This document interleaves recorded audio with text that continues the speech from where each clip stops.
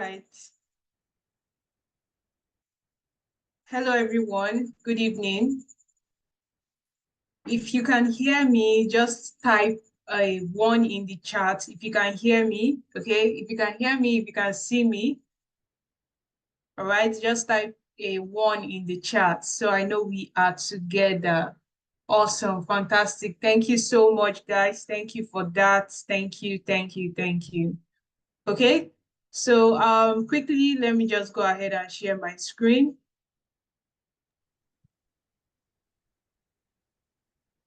Okay, I hope you guys can see my screen.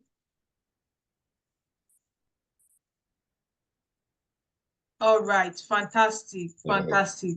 So tonight we are going to be working on a special topic. Okay, we are going to be working on a special topic, which is no other than the future of HR and finance in the emerging trends in and how to prepare without prior experience. So we've been watching videos about different individuals who have gone through this program, how they landed a tech job and how their experience was, right? And you've heard from them firsthand that everybody cares about what you can do and not really about your degree or your previous experience, right? What you can do in a particular role, the skill sets you can bring to the table. And that is exactly what we are going to be discussing tonight. But before we go ahead and do that, I would also like to know, I'll meet each and every one of you on this call, all right? So please go ahead. If you are joining the call for the first time, all right, just indicate that this is your first time of joining, all right? So just type first, okay? Or type 1. I think 1 is an easier one to go with, all right? So go ahead and type 1 and we'll get that record going, okay? So if you are joining for the first time, okay, just type 1 and we'll get that record going. Fantastic, fantastic. I can see a lot of ones. Awesome, awesome. Hi, Joshua. Okay, Olaoye, welcome. Ro. Okay, so I'm not sure if this is planned, but I can see Ro and he aligned together like that. Okay, so welcome, guys. Welcome to me. Welcome, P. Joshua. Okay, Joshua again. Abimbola. Chinem. Okay, Chinemi. I'm not sure I'm pronouncing that right. Forgive me if I'm pronouncing that very wrongly. Hi, Mercy. Okay, welcome, guys. Infinix, welcome. Fabian, right? Welcome. All right, so fantastic to have you guys on the call tonight. Fantastic to have you guys. All right, so I also like to know exactly where we are joining from. All right, so if you are joining from Lagos, if you are joining from UK, from US, wherever you are joining on, please just go ahead and type it in the chat, okay? So that we can get started. All right, Samsung is joining from Enugu. He is joining from Ghana, Accra, Vivian, Delta, Abeokuta, Kenya. Oh my goodness. All right, so I can see a lot of us are already on the call and ready to go. Fantastic. So we have Canada, Edo, Benin City. Wow. All right. Fantastic. Oshun, UK. Or all right. All right. All right. All right. So we have a good and vast number of individuals on this call right now ready to learn. All right. So another thing I would like to know, okay, from you guys before we start introducing the entire session, who Tenalytics is, and those that are going to be speaking with you today, all right, is what right now is that I want to know what brought us here tonight, all right? Is it FA or HR? If you are for financial analytics, which is FA, all right, type in FA. If you are for HR, which is, human resource analytics, okay, go ahead and type HR in the chat. Fantastic, fantastic. All right, so I can see a lot of HR, FA as well. Fantastic. All right, so I can see Jumoke, Peter, Tommy says HR, Fabian says FA. Okay, so we have a good number of individuals who are interested in both programs. Don't worry, we are going to get into it, all right? So what we are going to do right now is get to know a little bit more about, the company Tenalytics, all right? A little bit more about the company Tenalytics, okay? So I'm going to go ahead and okay, let's get into it. Sorry about this, trying to get my screen going. All right. So I believe we can all see my screen. Like I mentioned earlier, we are going to be working through how we can, get a future in the area of HR analytics, financial analytics, and also understand some of the emerging trends and how we can also become, key performers or key stakeholders in this particular career path. Okay, so let's get started. So who is Tenalytics, right?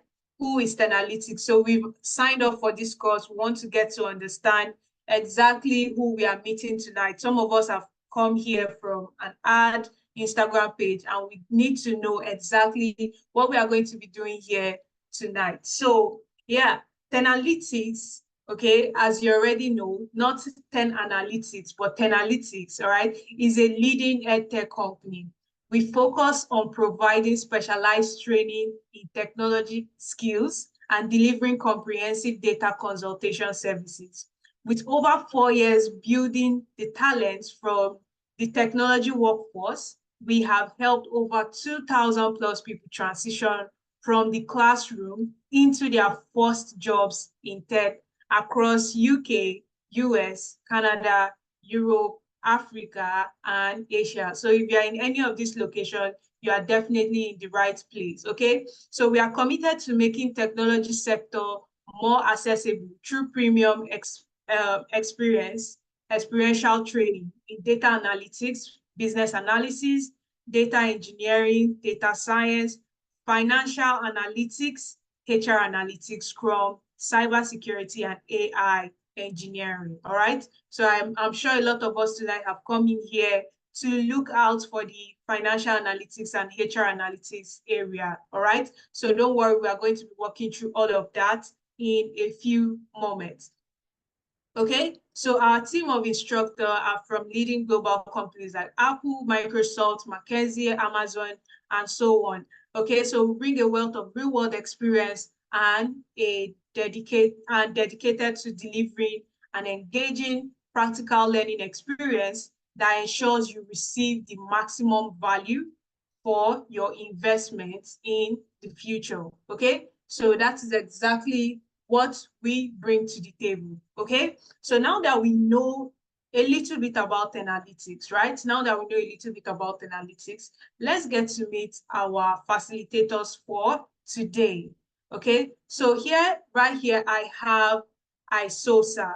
So Isosa is a seasoned technology professional with over 3 years of diverse experience, okay, spanning across data analytics, business analysis, and power platform development, and most recently, predictive AI engineering.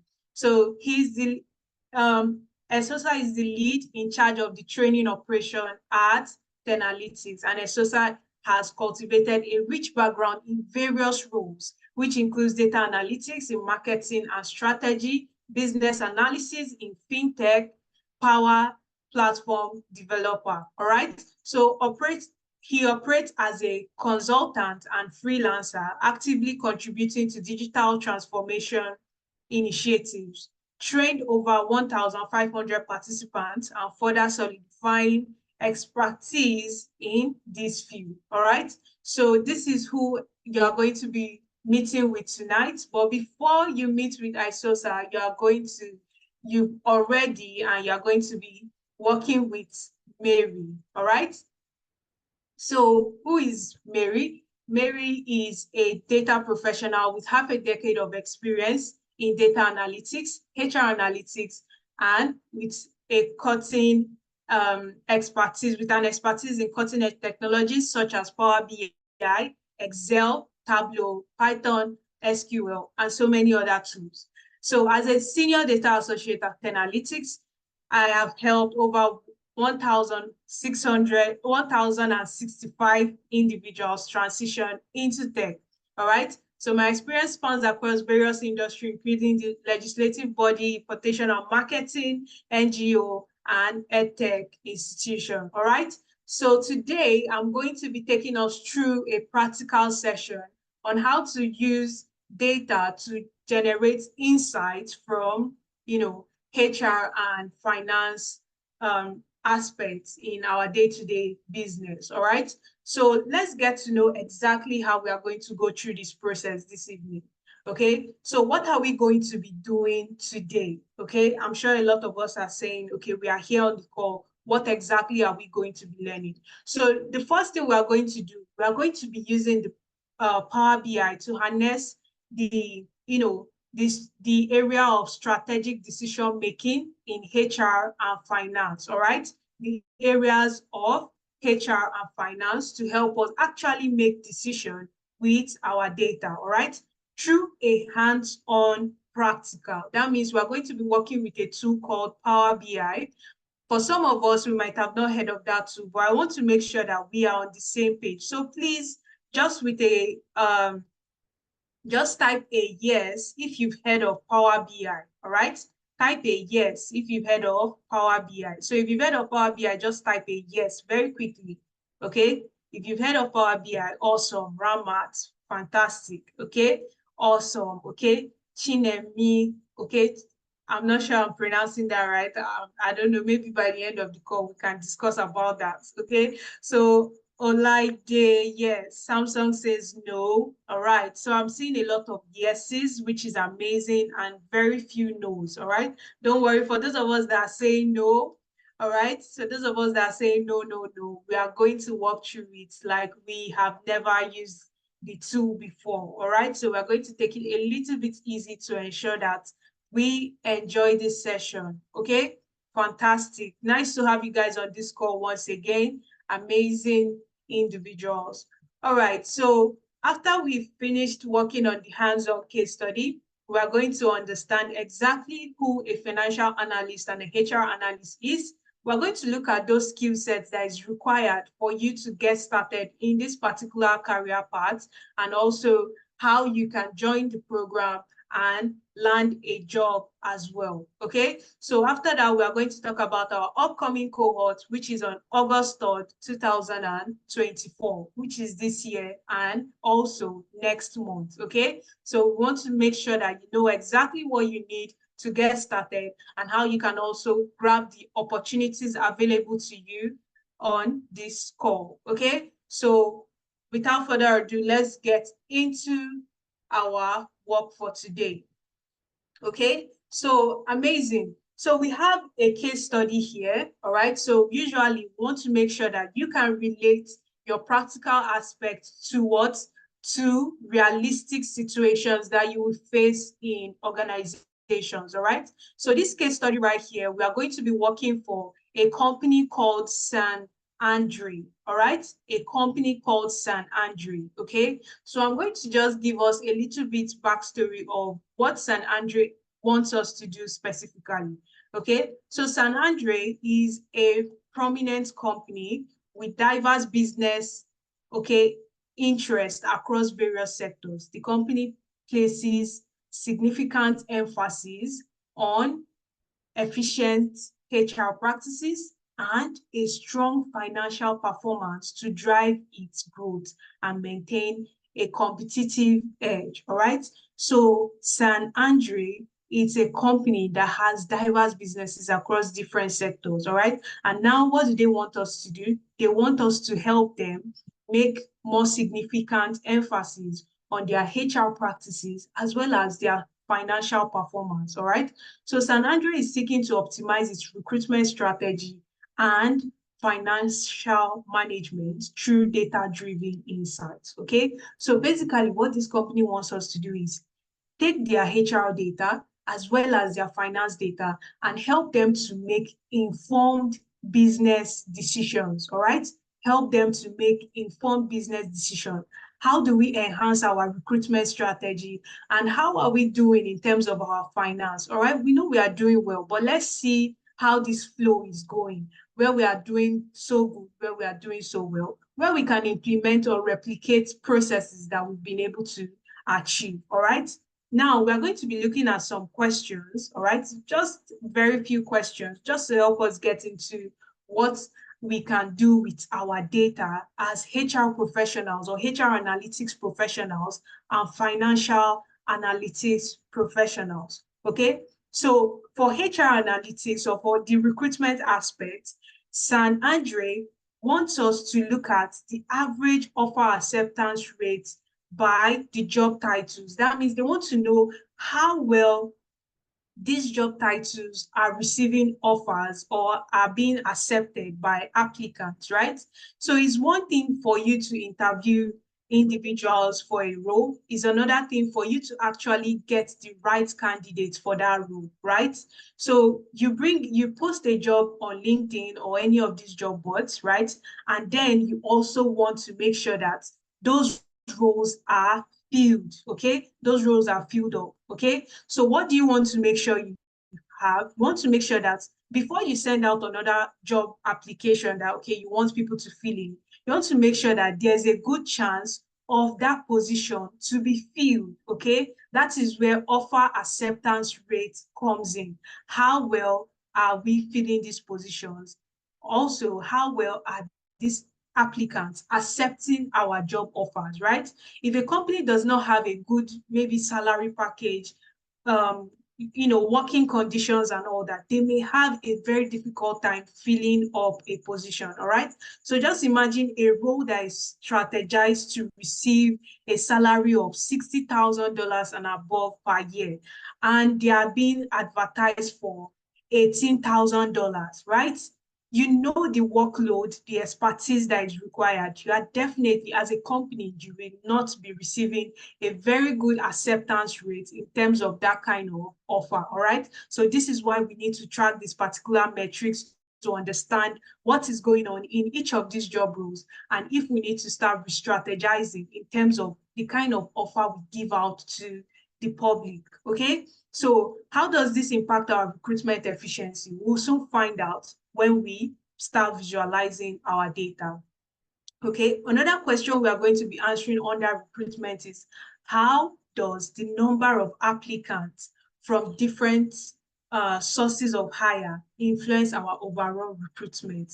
Okay, so we know we will go ahead and look at our offer acceptance rate. Another thing that is also key and important is how many applicants are we pulling through from all the sources that we are advertising from, all right? So if we see the number of applicants that we are pulling through from different kind of sources, it's going to help us to make some certain decisions, all right? I don't want to point out those decisions yet because I want us to make those decisions together, okay? So I want us to pay close attention throughout this process so that we can grab one or two things about how to analyze data effectively.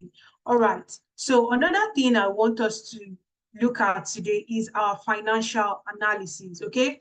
And in this financial analysis area, we're going to be helping San Andre company to look at the trends in its revenue and net income over the period of time that we have allotted in our data set, okay? So don't worry, we are going to bring all of this together, all right? So what is happening in the financial data of San Andre? The first thing we want to look at is the revenue trend. How have they been performing from January to December in terms of revenue generation? The income, their net income over time. What is the value that they've been having over time? How does it compare with the revenue being generated, all right? So how many of us know exactly what revenue generation is? Or how many of us know what revenue is? If you know what revenue is, just give me a good statement of what revenue is in the chat box. Give me a good statement of what revenue is in the chat box. Okay.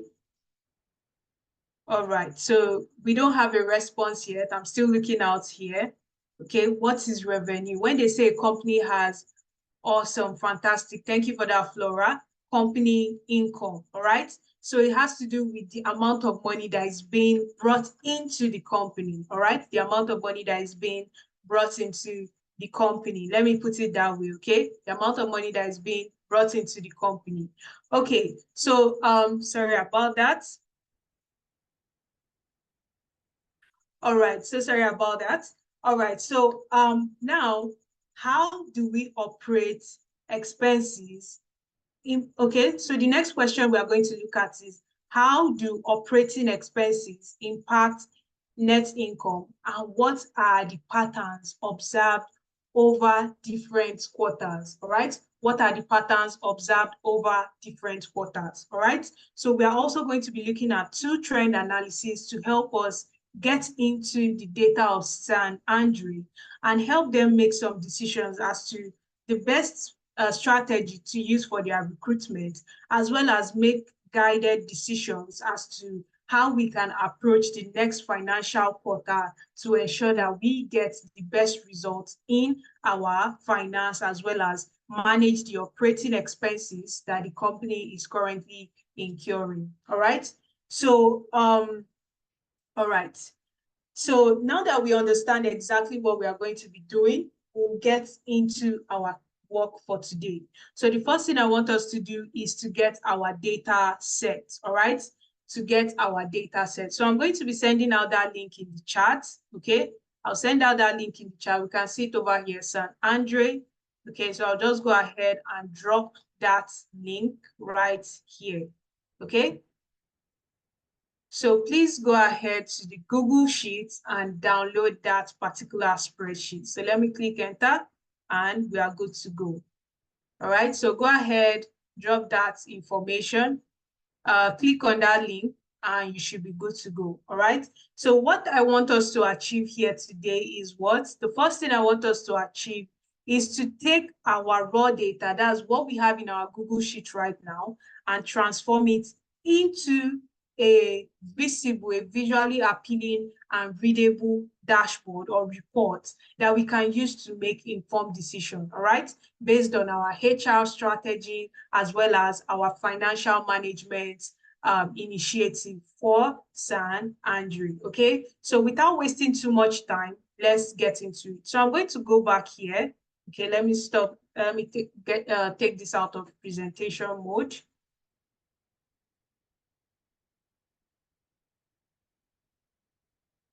Okay, so I want to go ahead and get my data.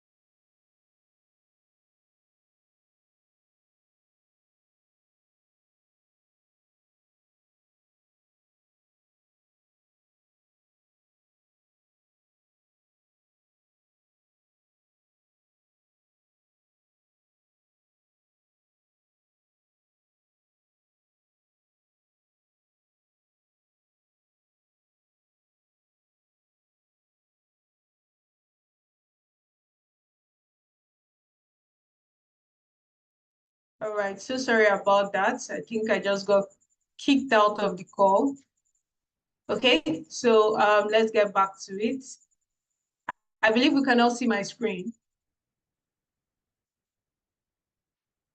All right, so by now I'm expecting to see a good number of us coming into the sheet. If you've not gotten the link yet to this spreadsheet, please go ahead and check your chat. Also, you'll be seeing a chat within the chat box to go ahead and fill a form. Please go ahead, click on that link, fill the form, because that's the only way you are going to be getting the recordings and the materials for this session, okay? So I'll go ahead and drop that link again in the chat so everyone can also participate. That's for those of us that would like to do that. Okay, so here we go. So this is our data set, all right? This is the data set we are going to be working with today. We have our recruitment data with everything in relations to our recruitment process. We have the job titles that are being opened, the department, where these job titles fall under, our time to hire, number of applicants, source of hire, years of experience, and so on and so forth. All right. So these are some of the areas that we're going to look into. We'll not be able to look at everything, but we'll look at some key areas to help us make informed decisions. I can see a lot of us are already here already. I can see some elephants, armadillo, bear, okay, and a dragon. Fantastic. Okay. So the next thing we're also going to look at is our financial data. Okay. So our financial data over here consists of all the financial activities of the company, but we are going to be looking at some key areas like we mentioned in the introduction to our San Andres business problem. Okay, we're looking at the operating expenses, net income, as well as the revenue over the period of time we have recorded within our data. Okay, so let's get into it. So what I'm going to do right now is to download this particular spreadsheet. All right, I want to download this Google Sheet. All I have to do is to head over to where I have file. Okay, I'll select file. Once I select file, I'll go ahead, all right, and select download, all right, just right here. Once I hover on it and hover on this arrow as well, I should get options of different file types I can download this spreadsheet as, all right? So if you don't have access to, okay, if you don't have access to, if you don't know how to connect directly with your Google Sheet, please go ahead, download with your Microsoft Excel, all right? I'm going to go ahead and do that on my end and download with Microsoft Excel, okay? I'm going to go ahead and download with Microsoft Excel, okay? Click on Microsoft Excel and the download process should start immediately. So I have that here. I think that's been done. I've downloaded that successfully. All right, so I should find my downloaded file under what? I should find it under my File Explorer in my folder, okay? Under my File Explorer in my folder. So I'm going to go ahead and look at that very quickly. So I have my File Explorer here. I have my downloads, and I also have San Andres HR and financial data right here, saved as Excel workbook. All right. So now I have my data sets downloaded. I need to get into Power BI. All right. I need to get into Power BI. Now, like I mentioned, Power BI is a business intelligence tool that helps us to analyze and generate accurate insights from our data to help us make informed decisions. Okay. So how do we get our Power BI? All right. So for those of us that do not have Power BI or have never used Power BI, it's very simple. I'm just going to walk us through what we need to do, but I'm not going to be downloading it right here.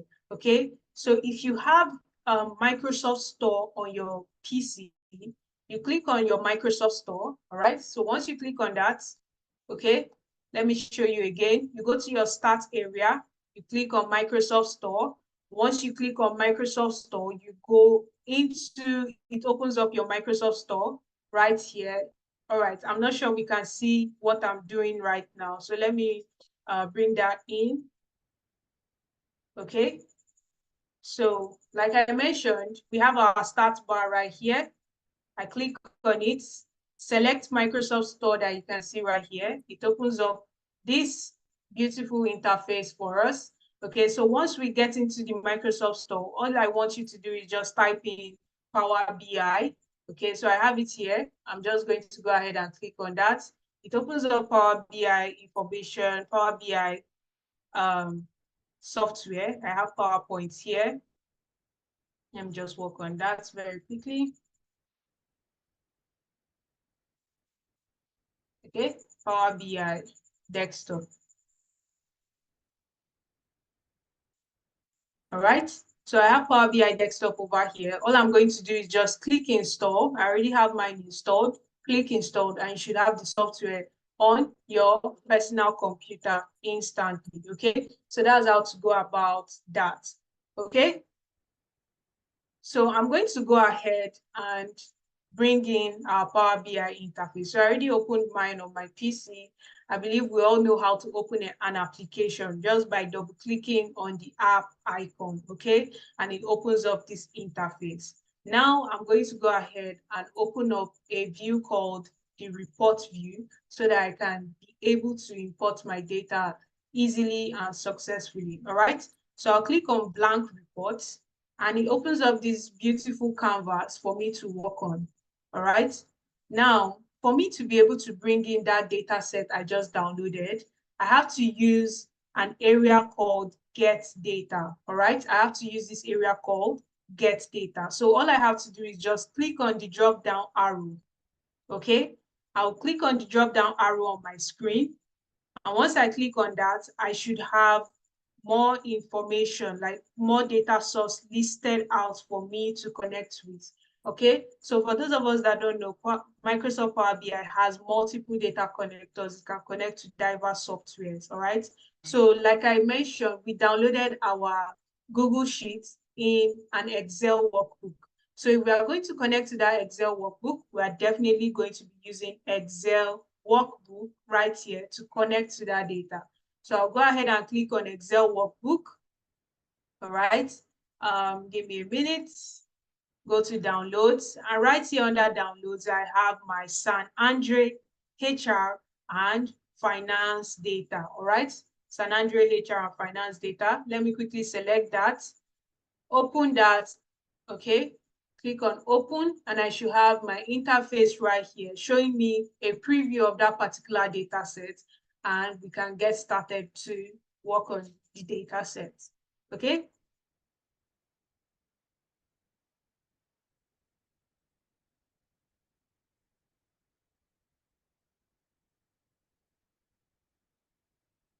All right, so our data set is presently trying to finish connection. All right. Okay, we should have our navigation to open up for us in any seconds.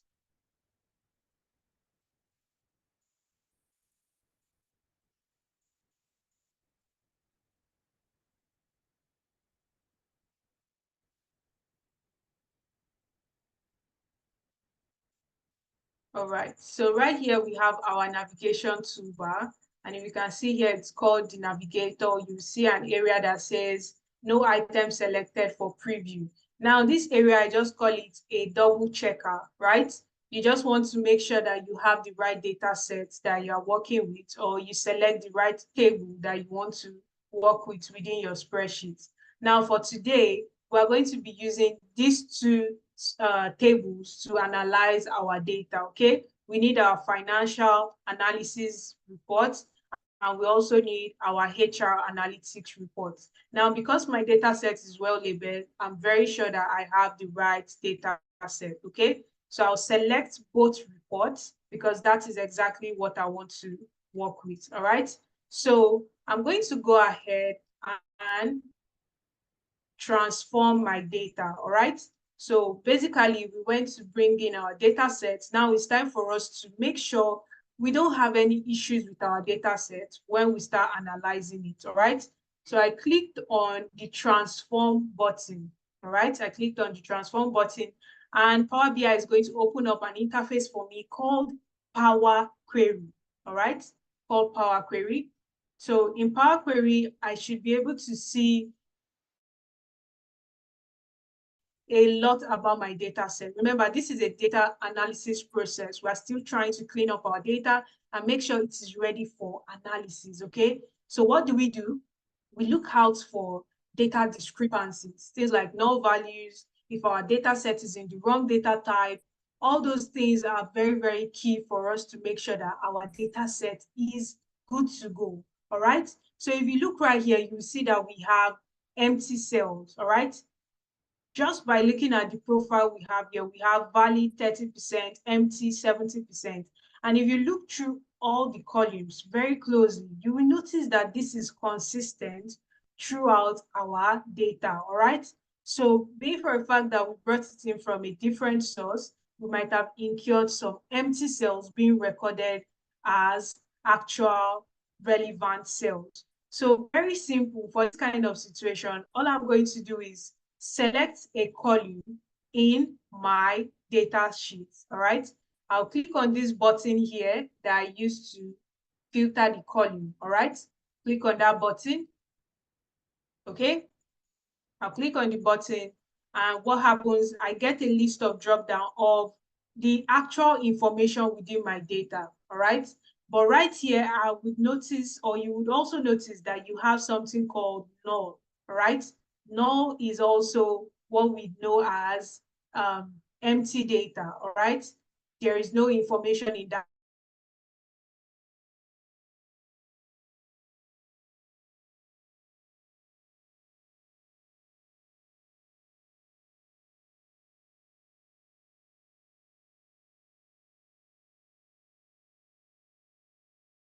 All right. I hope you guys can still hear me.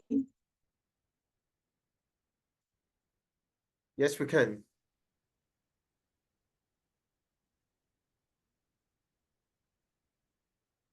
Okay.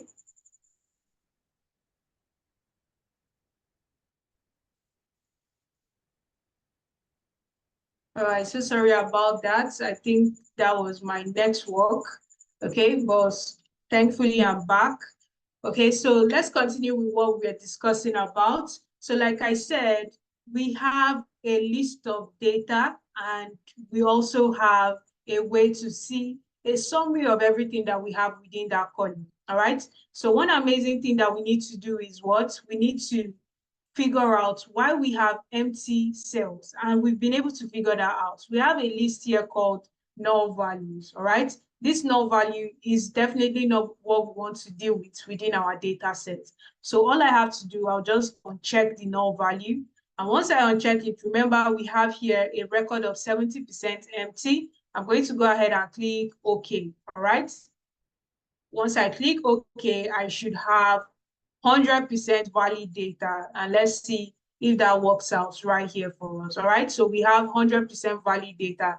Now we know that we don't have any issues dealing with empty cells or any errors, at least within any column in our recruitment data. Okay, so we have that sorted out and we are good. All right, we have that sorted out, we are good. Next thing we want to look at is our finance data.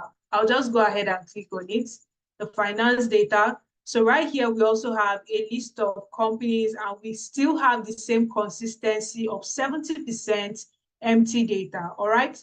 Okay, so like we already know, I'm sure we already know what to do.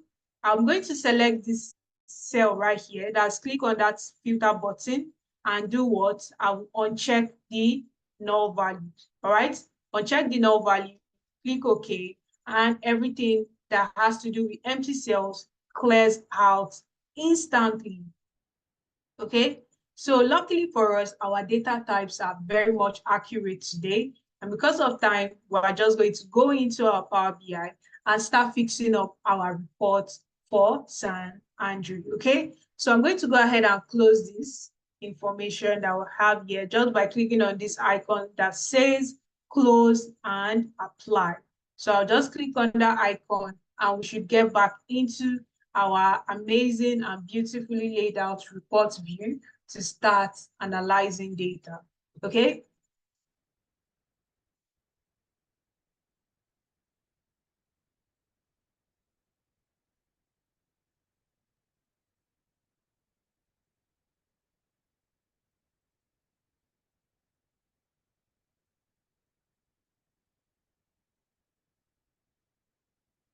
All right, so I'm still waiting for this data to load.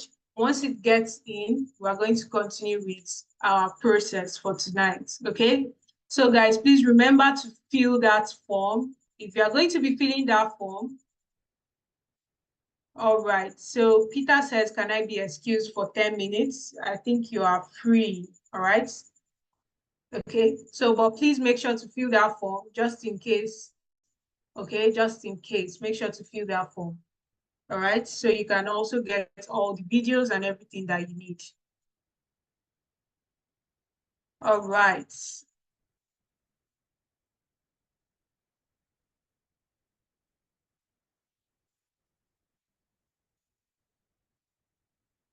All right, so are we enjoying the session so far? Okay, Michael is saying, please, can we get videos to this lecture here? Yes, Michael, you can definitely get the videos to this lecture. Make sure to fill the form being shared by Aimwa in the chat session, all right? So she has been sending out a form to fill, all right? So make sure to fill out that form, fill out the details that you need to fill out, and they will be sending you a copy or the recordings of this session so you can also practice and get value from it, okay? All right, the software name is Power BI Desktop, all right? Power BI Desktop.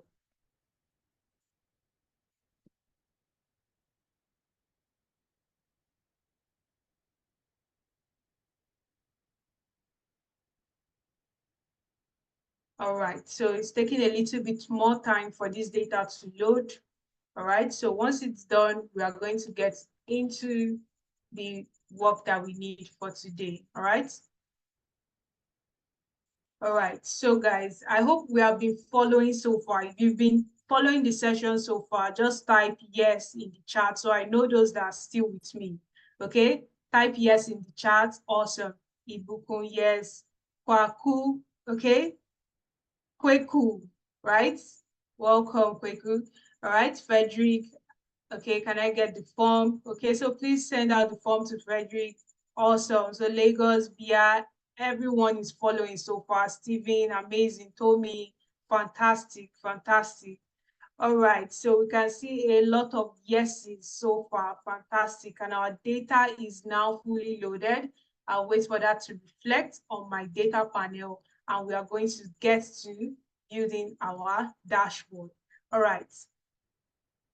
Okay, so more requests for the forms. Can we get the form? Can we get the form? So please, guys, let's get the form across. All right, so our data set is coming in. Our data set is coming in. So fill the attendance form. The attendance form is exactly what you need to also get this material. All right, so fill out your information and you'll be getting whatever you need to help you, you know, access these materials fully. All right, so let's get to it. Let's get to it.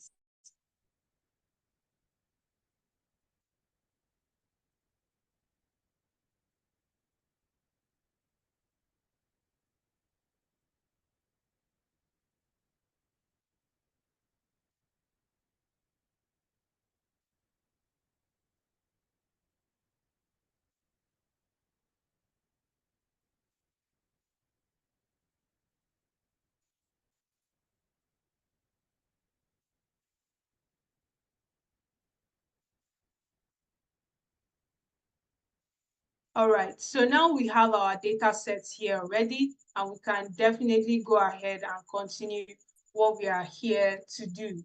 Okay, so the first thing I want us to do before we start visualizing our dashboard is to do some conversion with the necessary columns that we're going to be working with today. All right, so when we were looking at our questions, the questions that we're going to answer, we talked about some key areas like the offer rate, offer acceptance rate, time to hire. We looked at our revenue, mentioned net income, as well as operation or operating expenses. All right. So I want to make sure that these columns are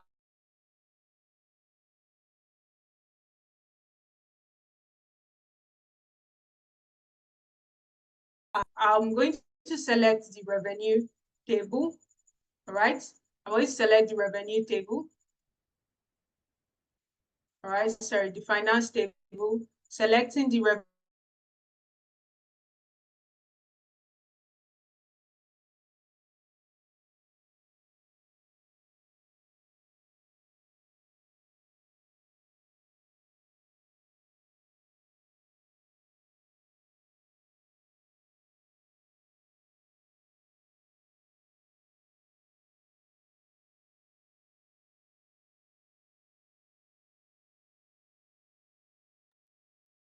All right.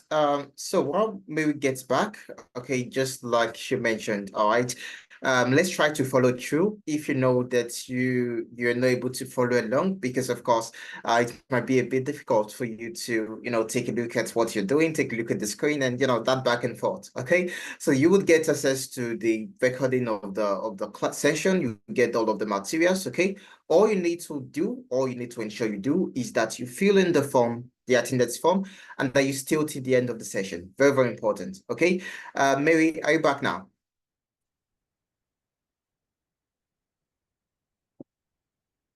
All right. Hi, I said. All right. Yes, I can hear you. So are you good to go? Yes, I'm good to go. So sorry about that. I'm not sure what's going on with the weather All right. this evening. It's been All right. crazy. All Yeah. right. All right. So let's move on from where we stopped. Let's just, try and do this as quickly as possible so we don't get the left hand of network providers this evening. Okay, so I'm going to go ahead and click on my revenue like I mentioned, and all I want to do here is just transform this into a full currency column. Now, since we already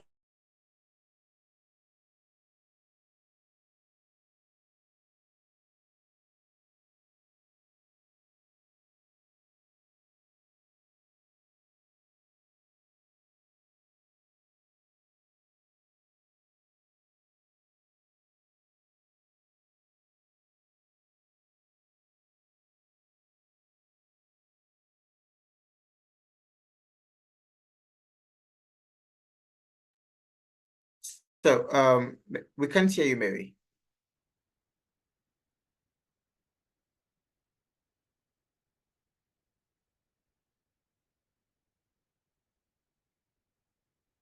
Mary, are you there?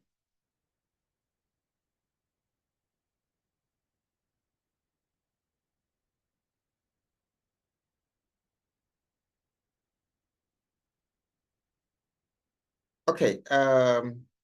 So Mary, if you can hear me, please just respond.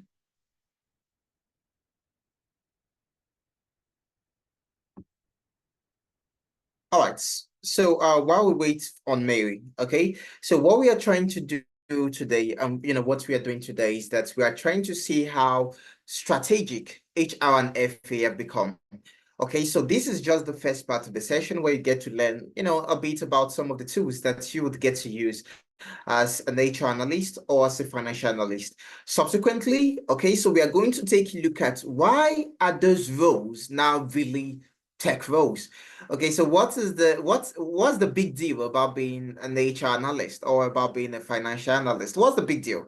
Didn't we just think that if you're in the HR department, it means you are doing something, something mundane. You're just doing what we call you go ahead to if an employee wants to go on leave, so they reach out to the HR department. Oh, I want to go on leave. If an employee is absent, all of those things, what we know HR for. Okay, so we're going to demystify, all right, all of those things and see how tech has now become infused into HR analytics, and why HR analytics and of course financial analytics is very, very much in high demand. All right, we're going to take a look at that in a couple of minutes. Okay, Mary, are you back now?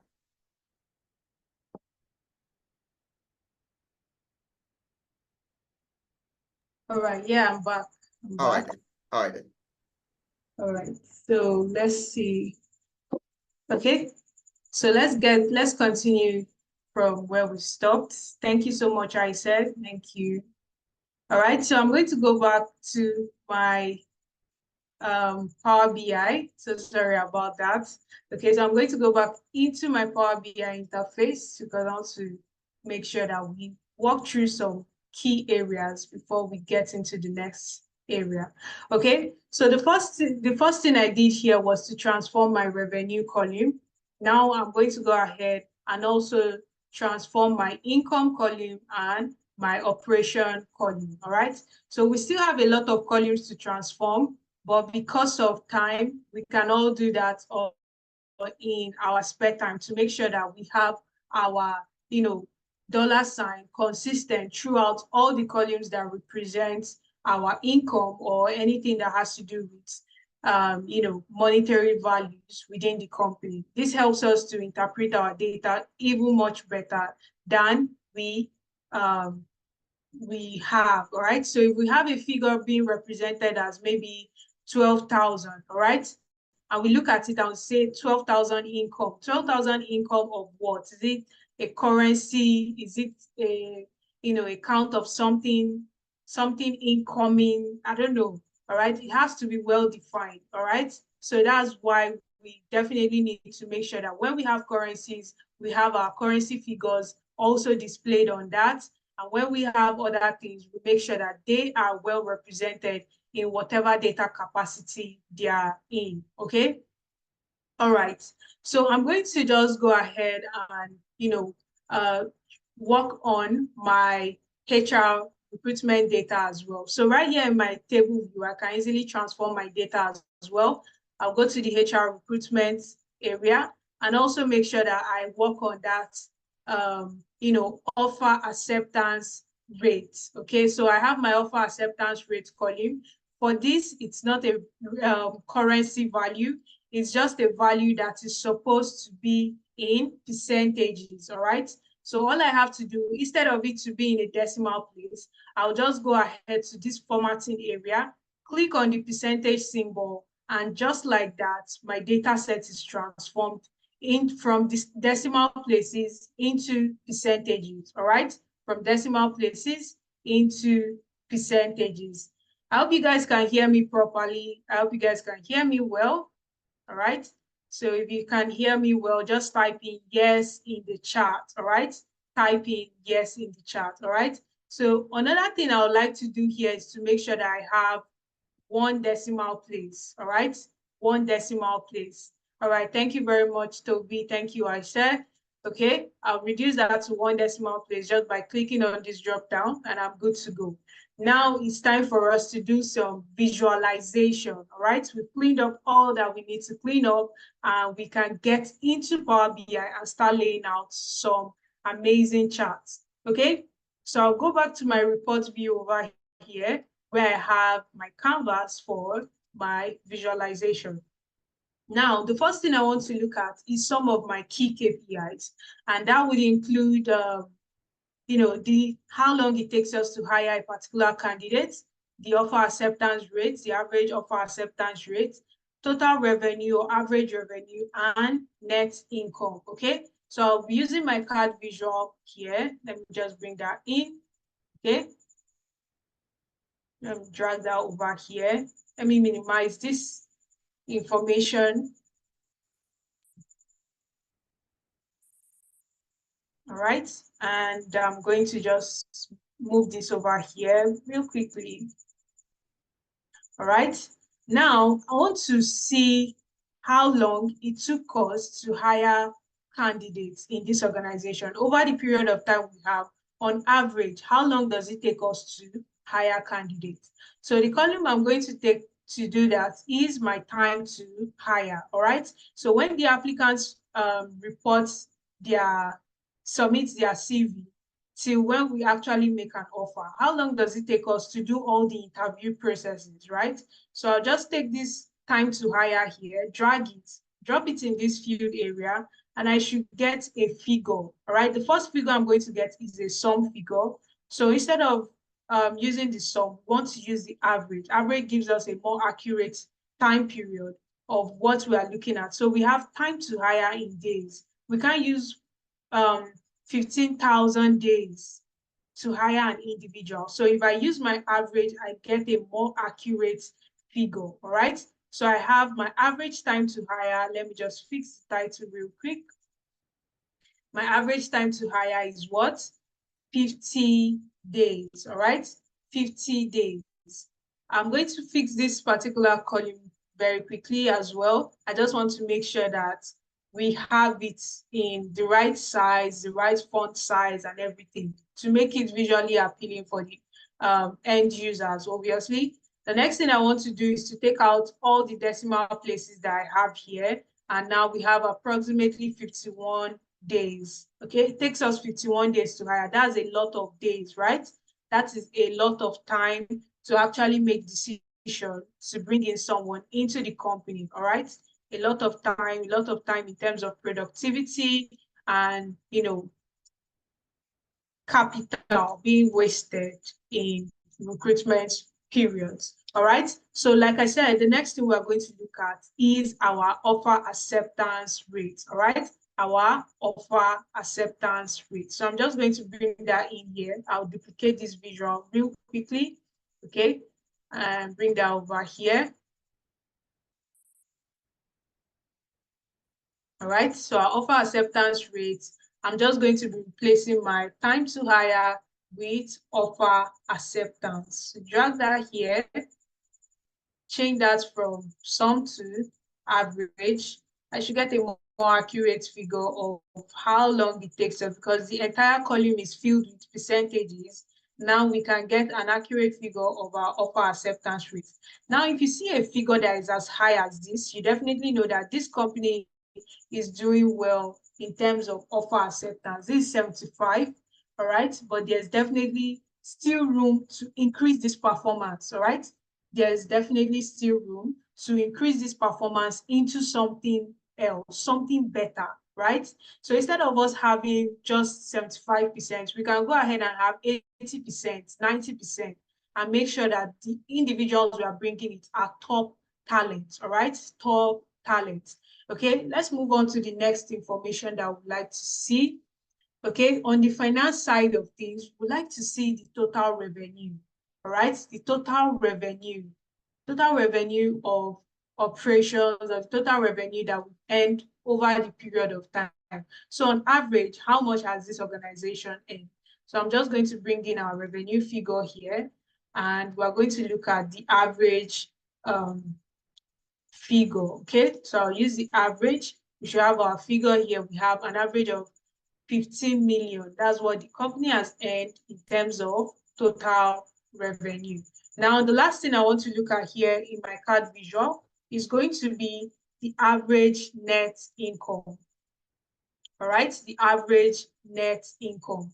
So I'm going to go ahead and take this revenue out, taking the average the net income column. All right, so you can see the sum already, 4 billion, but we want to look at the average. How much did we make throughout this time period in terms of income on average? All right, so on the scale of 1 to 10, what did we do so far? So it seems here that we did a very good job in terms of average income. I mean, 15 million to the ratio of 50 million average is still a good income if you look at it.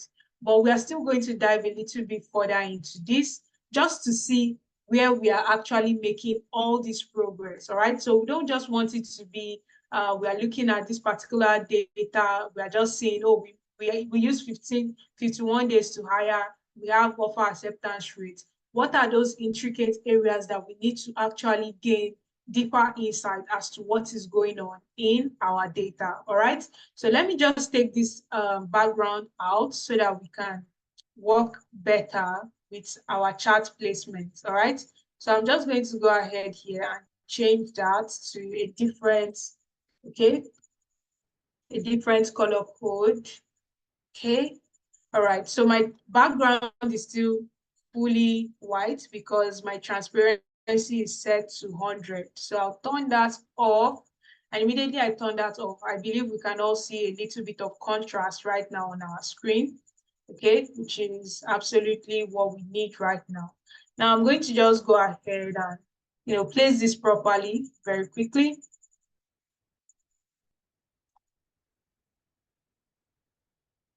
All right, so that's that.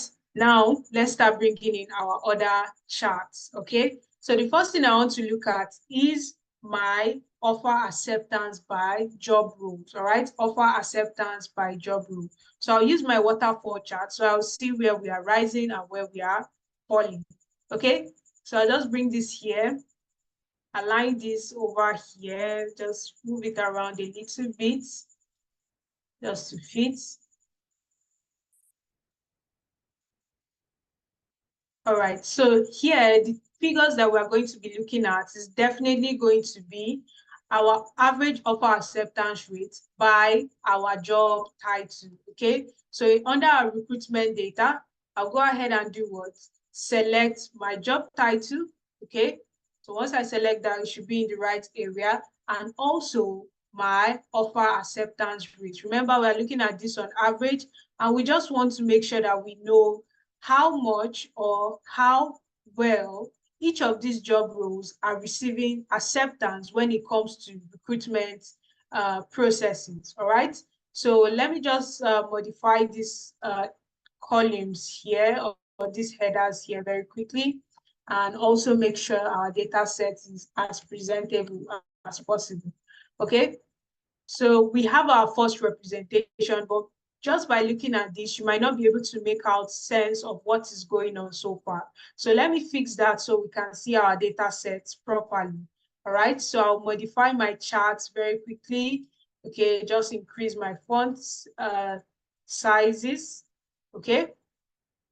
Next thing I want to do is just turn off the labels that I'm not making use of. All right, turn off labels.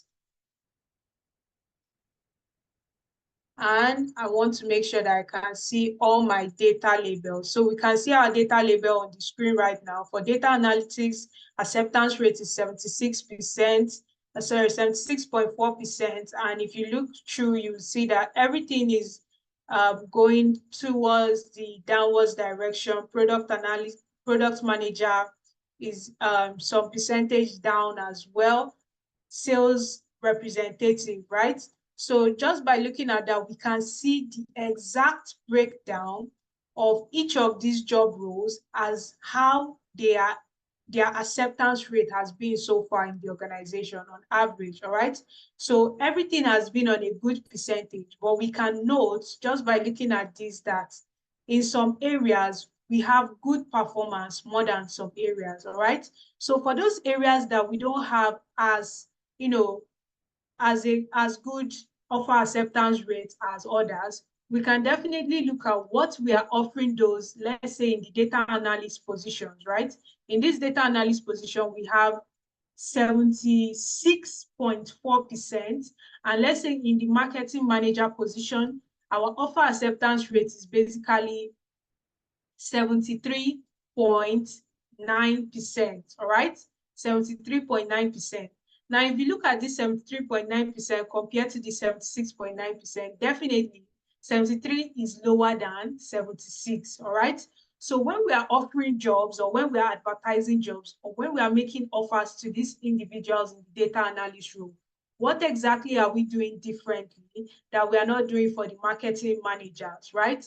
What can we implement that we are doing for the data analysts? And we can also make sure that the marketing managers see about the company and make it more suitable for us to improve our offer acceptance for this role. So whenever we put that role out there, we want to make sure that individuals are much more willing to, take on that role as soon as possible. So we are going to be using this chart to monitor how our offer acceptance has been so far for the organization, all right? So let me just quickly take out some information here. All right, so I'm going to just change this text value very quickly. So I'll just do ED6326. All right, so right here, I just changed just the color code of this information very quickly so that we don't take too much time. So I'm just trying to make sure I format that and make it also easy for us to read. Okay, so if you look at it right here, you can see that from the top to the bottom, everything has been lined up for us in ascending order. So we can easily look at it and say, okay, this is what's happening in data analyst position. This is what's happening for the product manager position. And this is what's happening for the marketing manager. Now, like I mentioned earlier, we can easily use this to say, okay, what are we doing right in the data analyst area that we are not doing well in the marketing management position? Now, if we didn't bring this data into visibility like this, we won't actually be able to make any decision as to, okay, is there any job area that is performing better than a particular job area, all right? Is the data analyst position performing better than the marketing management position? We won't be able to see that, we won't be able to know that. We'll just know that, oh, we are getting offers, we are taking in candidates, we are sending out positions to job boards for us to get new candidates to hire, all right? So we are getting these new candidates to hire, but then how many times are we being rejected? What are we doing to make sure that our company remains attractive to the general public, all right? So these are some of the things that we can make out of this particular data. Now, another thing we need to look at is how many candidates we are bringing in from all these job boards, all right? How many candidates we are bringing into the organization from these job boards. So I'm just quickly going to bring in the different charts, all right? So I'm going to be looking at the number of applicants that we have, all right? Okay. And also our job sources, okay? Source of hire. All right. So I'm going to quickly modify this so we can work with the chart. So the colors, let me just change that very quickly.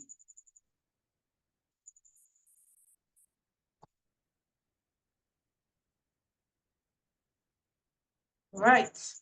So the next thing I want to make sure that we see here in this chart is the fact that the next thing I want us to notice is that we don't have an actual figure. So we have 10K, 28%, but what does it define, right? What does it define? So we are going to be looking at some areas like the values, okay? Values helps us to bring out the content of our data. What does each category represent? I'm just going to use all details so that we can see exactly the hiring source that is attached to these numbers, okay? So I'll click on that and we have our information right here, okay? So we can see how many candidates we brought in through our referral, employee referral, how many candidates we brought in through internal transfer, and how many candidates that we got from our job boards and other information. So right here, the kind of insights that you should be able to generate from this data set is the fact that you have, 10,000 employee coming into this organization through employee referral, all right? So if you look at employee referral, you notice that we have the highest number of candidates coming into the organization. This only tells us that we are doing well in terms of employee referral. So it might not be necessary for us to keep on posting or sending out, recruitment applications to external recruiters to help us hire candidates. Okay, so if we reward our employees even less than what we are going to pay these external recruiters, we will still be able to get a good number of candidates into the recruitment funnel to help us work on all these, the vacant positions that we have, all right? So leveraging this employee referral program is definitely going to be a key area for this organization to strategize its recruitment process. So if you look at it, you see that those things that have to do with those within the company are the top sources of our recruitment so far. The external referral program has 10K candidates coming through that source. The internal transfers, right? That means employees are leaving from one position to another to fill up open vacancies within the company, all right? That's about 8,000, all right? So 8,000 employees have been moved from one position to another just within the organization. So these two key areas are working very fine. Although we still have other areas that we are using to source candidates, which are our job boards like LinkedIn, Glassdoor, and all that. And then we have other sources, which could be agencies and external recruiters to help us source for these candidates. Now, in terms of managing funds of recruitment, I believe the employee referral program as well as the internal transfer is definitely going to be the best measure for this company to make decisions, all right? So the next thing I'm going to look at here is our financial data, all right? So luckily for us, we have some trends to analyze so we can see exactly how this company has been performing throughout the time period that we have within our data, okay? So I'm going to quickly look into our income and revenue data, all right? Our income and revenue data. So I'll just take this out, okay? Now, the first thing I want to do is bring in my dates column. My dates column is going to help us see how we've been performing over time. So I'm using the line chart for this particular visual, and I have my dates column analyzed here. All right, so you can see our year, quarter, month, day lined up like that. Now, the next thing I want to look at is the revenue. All right, so once I click on revenue, I'm going to have a nice trend showing us exactly what we've been doing over the years. All right, so we have our revenue trend. Let's look at the net income against that. All right, so we have our net income. Okay, so this is our revenue here, this is our net income. Let me bring in a legend so that we can see what is going on. But before I do that, okay, we are looking at this on average. Okay, also income on average. All right, so right now we can't really make sense, everything looks straight, but I'm going to fix that very quickly. Okay, first things first, bring in my legend. The next thing I want to do is just go ahead and turn off my y-axis, okay, because I already have my data label here and all the information I need. Okay, another thing I would like to do is the pattern of my dates. I'm just seeing my year here. I want to see it in a different way. So I'll change this from continuous to categorical. And once I click on this drop down, I should be able to see what is going on in my quarterly trends as well. All right, so we have a good quarterly trend showing up here. 2020, we can see how our revenue and income generation were between the first quarter, second quarter, third quarter, and fourth quarter. The same goes for 2023 and 2024. So looking at the chart, we can see that there's a good balance between our trends, right? When we have our revenues up, our incomes are also up. When we have our revenue down, our income are also down. But there are some peculiar cases as well that even though we have our revenue up, okay, in a good amount, our income did not match that trend, all right? So these are cases where we can look into the events that occurred in the business that, defaulted to that kind of situation occurring, okay? So the next thing we are going to look at is our operating expenses, all right? Our operating expenses is also going to tell us where we overspent and where we spent a moderate amount of money in terms of how we worked that month, right? So let's look at that very quickly. I'm just going to work on the colors of this chart very quickly first before I visualize that. So I'll change my revenue to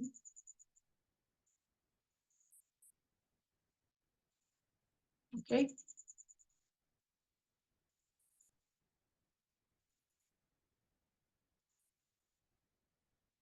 All right, so I just want to make sure my chart follows all the trends that I'm working with. So the next thing I'm going to look at right here, I'm going to look at, like I mentioned, our operating trends,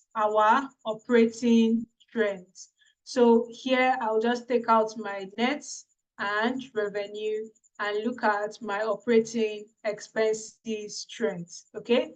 Operating expenses trend, I'm looking at that on average, okay? On average, all right?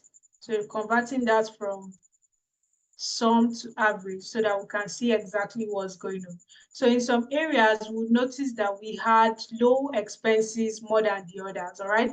Let's take, for example, 2024. In the first quarter of 2024, we only spent 8 million on average in terms of operation expenses. Now, if you also look at the third quarter, you will see that we spent up to 14.3 million, all right? 14.3 million. That gets to say that either we spent above budget or we had a lot of activities to deal with in that period, all right? So how do we compare the activities that we had going on in this period with exactly what we did in the second quarter, all right? So if we're going in deeper into this data set and we discover that we did not actually do so much differently in terms of operation, we definitely need to know where all this money went and how we can, defend the actual figure that was spent here compared to this, all right? So we see our downward trend, we see our upward trend. We can easily catch some patterns of things that are not supposed to be done and things that should be in place within the organization, all right? So if we see something like this, we definitely need to ask some questions as to how we spent this money, even for some areas where we see a steady expenses amount.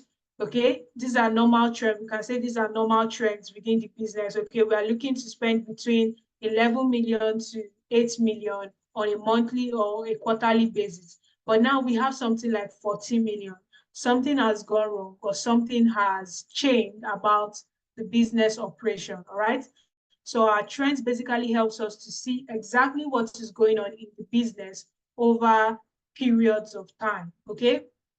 So let me quickly fix that and give our dashboard a name to ensure it is ready for us to present to our stakeholders, okay? So I'm just going to go ahead and work on that color. All right, so the last thing I want to apply here, the last thing I'm going to apply here is our dashboard title, okay? So we have our report as requested from St. Andre.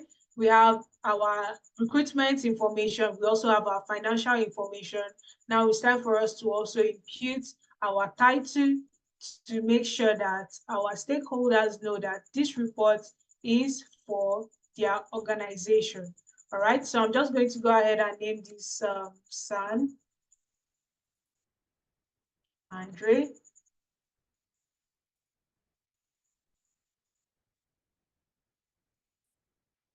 Okay, HR and finance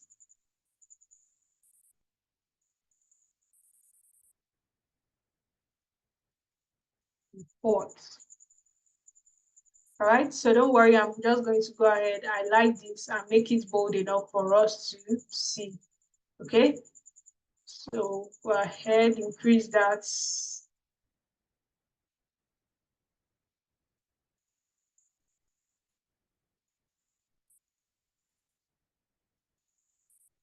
Okay, so we have our final report here and we have our fully built dashboard telling us exactly what we need to know about the recruitment of our organization. Our offer acceptance rate is already defined out here. Okay, we have our number of applicants so far from all the recruitment sources that we have in the organization. Okay, so this is going to help us to understand the areas that we can save costs, the things that we need to improve in terms of our recruitment area, the number of days that we can decide upon as to how we need to send out, as to the amount of time we need to spend in recruiting candidates, right? So we have 51 days here. We can definitely cut it down to 20 days or even 1 week, all right? 1 week, 7 days is good enough for us to go through all these processes, all right? So this report is what we are going to be working on today. Once you get the video, you can also go ahead and replicate that, all right? So thank you very much for your time. I'm going to be handing over back to Isosa to continue with the session, all right? So thank you very much. Cheers, guys. All right. Thank you very much for that, Mary. So Mary has taken us through some of the tools, or rather, just one of the tools that an HR analyst or a financial analyst actually does utilize to get things done, literally. Okay, so we've been able to see how we could help San Andre, solve a problem, taking a look at the employee data, understand where we are getting more recruitment from, taking a look at the financial data as well, understanding the revenue and the profit we will make, with time. We've been able to do that. And for those of us that we're probably not able to follow, do note that you're going to get the record into the session as long as you fill in the attendance form and that you still till the end of the session, okay? You fill in the attendance form, you still to the end of the session, you would get the recording, the material, everything you need. That's the link to the data set, everything you need to work on that. All right, so what are we doing here? First question, what are we doing here? So we know that we are here to learn about HR and FA, and we've taken a look at what a tool that HR and an HR analyst and a financial analyst actually does utilize. But really, what are we really doing here? Okay, we are yet to find out. Is HR analytics or is financial analytics really trending? Is it a new trend? Is there a future in every one of these roles? And that's what we're going to take a look at in due time. Okay, so this is the second part of the session. Just stay back, relax. We are going to have lots and lots of fun. It's all going to be about communication. Okay, and what do I think is communication? What do I say is communication? Communication is I speak, you speak, we all speak. Okay, I'll repeat that. I speak, you speak, we all speak. That is communication. So we're not going to have a session where I'm just speaking and you're listening and you're like, oh, yeah, that's what's saying. No, I'm going to speak. You're going to speak and we are all going to speak. Okay. Of course, you might not be able to unmute yourself, but that is what the chat box is for. So we're going to be working with the chat box. We're going to be interacting using the chat box a whole lot. Okay. All right. So based on that, like I mentioned, we are going to be communicating a whole lot. The first thing I would like to know, when you think about tech, what comes to mind? When you think about tech, what comes to mind? Because many persons, when they say tech, web development.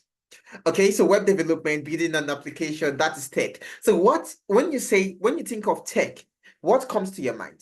So I want us to use the chat box, okay? Like I said, it's communication. I speak, you speak, we all speak. So Olaide says tech is coding.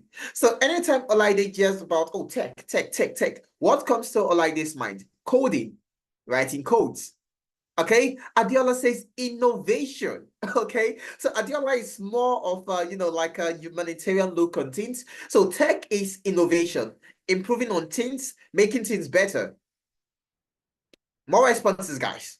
So 2 responses, that's not going to cut it. Okay, so I need more responses. Abimbola, what do you think? Abraham, what do you think? Esther, what do you think? Babatunde, what do you think? Deborah, what do you think? Emmanuel, Flora, Godspera, Helen, Ife, what do we think? So Angela says IT application. So when Angela hears about tech, Angela thinks, IT application. What about the rest of us?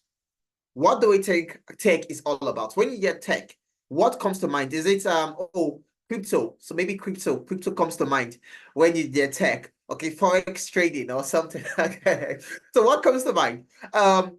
Deborah says technology. So when Deborah hears about tech, Deborah thinks, tech actually means technology, which is not wrong, actually. Okay, that's a good one, Deborah.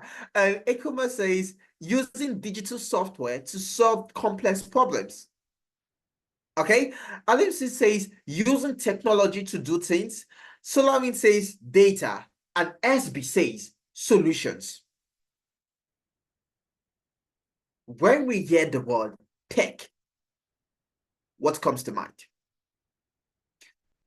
Just like some of us have mentioned, okay, when people hear tech, we think about coding, just like Olaide mentioned. We think about IT applications. We think about web development. We think about so blockchain. Okay, so blockchain analysis. We think about this, we think about that, and that's fine. That's all tech. But if you had to choose a tech path, if you want to go ahead to transition if you want to become a techie, not just a techie that has the skills, but a techie that makes the cash, okay? You make the cool Benjamins, you have money, okay? So a tech role that you know that you are going to end well, a tech role that you know that you are going to be able to get a job. What tech role do you think you'd like to go for in relation to everything we know about tech? Okay, so like I said, when we hear tech, many people think, oh, programmer. Okay, many people think what? Programmer. Many people think, like I mentioned, a blockchain analyst. If we are to go and if you want to move to any career path, what would influence your decision? Okay, what would influence your decision? So guys, like I said, this is communication. Okay, so you want to make a switch into tech. What would influence your decision? What would be that thing that you are looking out for?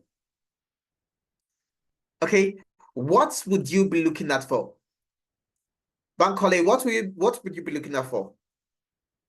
All right, Okpe Yelua, Peter, Rita, what would you be looking at for? You're looking to transition into tech. Okay, so Peter says good money. Peter is all about the Benjamins. Okay, so Peter wants to not just be able to afford his needs, but most importantly, be able to afford his wants. Peter wants to be able to get that Porsche. Peter wants to be able to spend $1,000 on a pair of shoes. Okay, that is possible with tech. So Peter, that is one of the things Peter will be looking out for. Oh, so I think this is what I should do. This is what I'm looking out for if I'm looking to transition into tech. What about the rest of us? What are we looking out for? Tito, what about you? What would you be looking out for? Bankole says relation to my current career. Abiodun says remote work and earning. Abiodun does not want to have to, dread Monday mornings whereby oh, it's Monday again. I have to go to the office. I have to stay on traffic. I have to do this. I have to do that. Working remotely, you wake up in the morning, you just do a little exercise. You do so maybe just jog on your feet, maybe some press ups, and then you take a cup of coffee. Okay. And then you move over to your workspace and walk. Okay, that is what Tommy, sorry, not Tommy, that is what Abiodun is searching for, remote work. Tommy says demand for the skill and does it pay well? Again, about the Benjamins. Olaide says work flexibility. Samsung says demands to solving a problem. Angela says expert skills related to my job. LMC says remote and finance. What career path should you go for? Okay, before you make a switch, you need to take a look at some of the things that you've mentioned.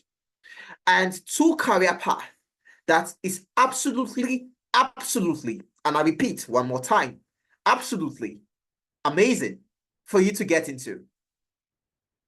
What? HR analytics and financial analytics. Okay, HR analytics and financial analytics. But why?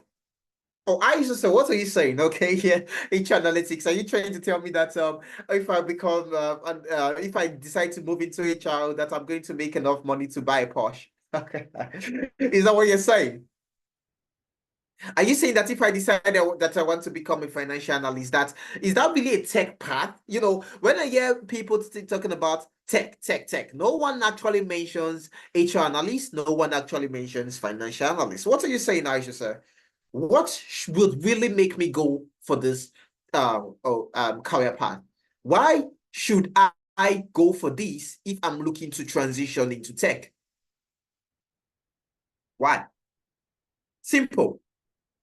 It's hinged on two things. The first is ease of learning.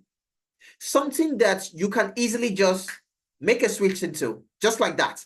You don't have to start studying for 5 years, 6 years, a year, 2 years before you are able to get the skills that you require to get the job. That should not be your focus.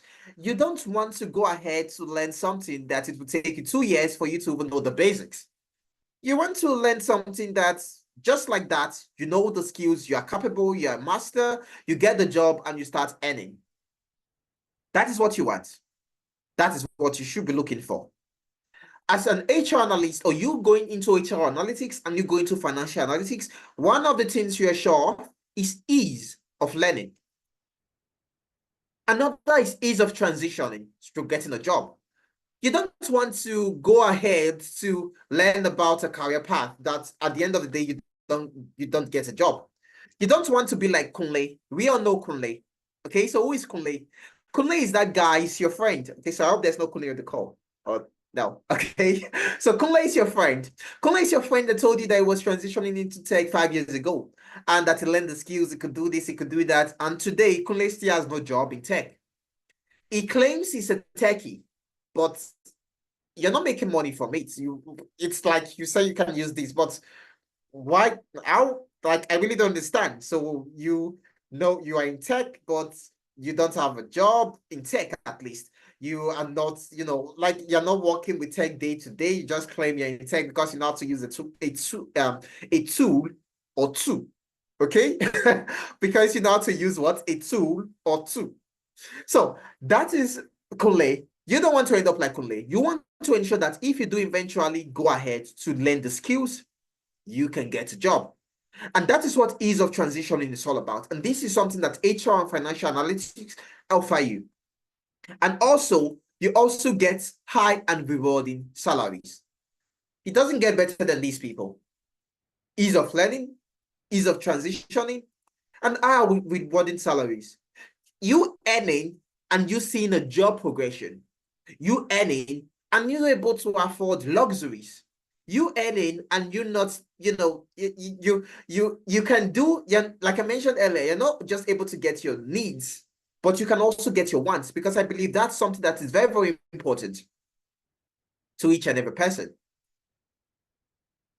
HR analytics and financial analytics. It doesn't get better than this. Okay? But, oh, ISISA, wow, that's fantastic.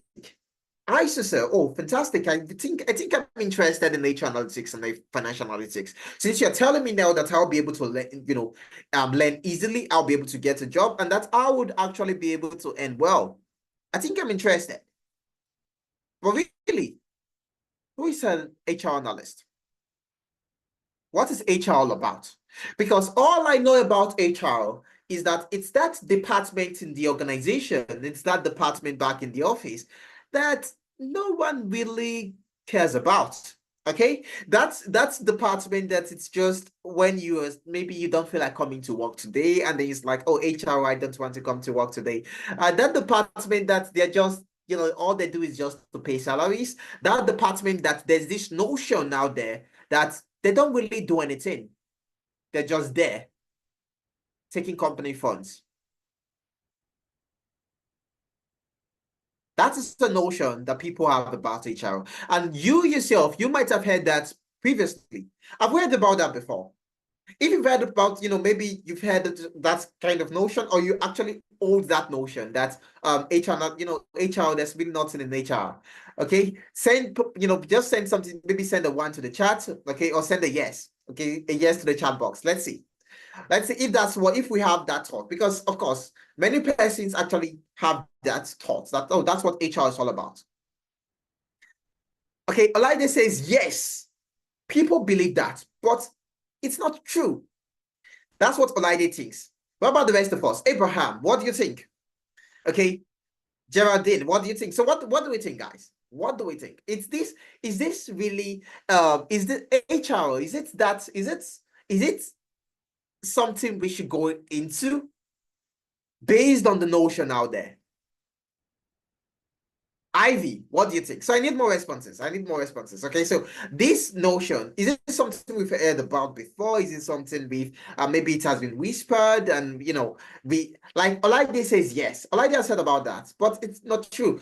Abraham is not of that notion. Abraham is saying HR pays well. I don't care if people say this is that the department does nothing in the office, this does nothing.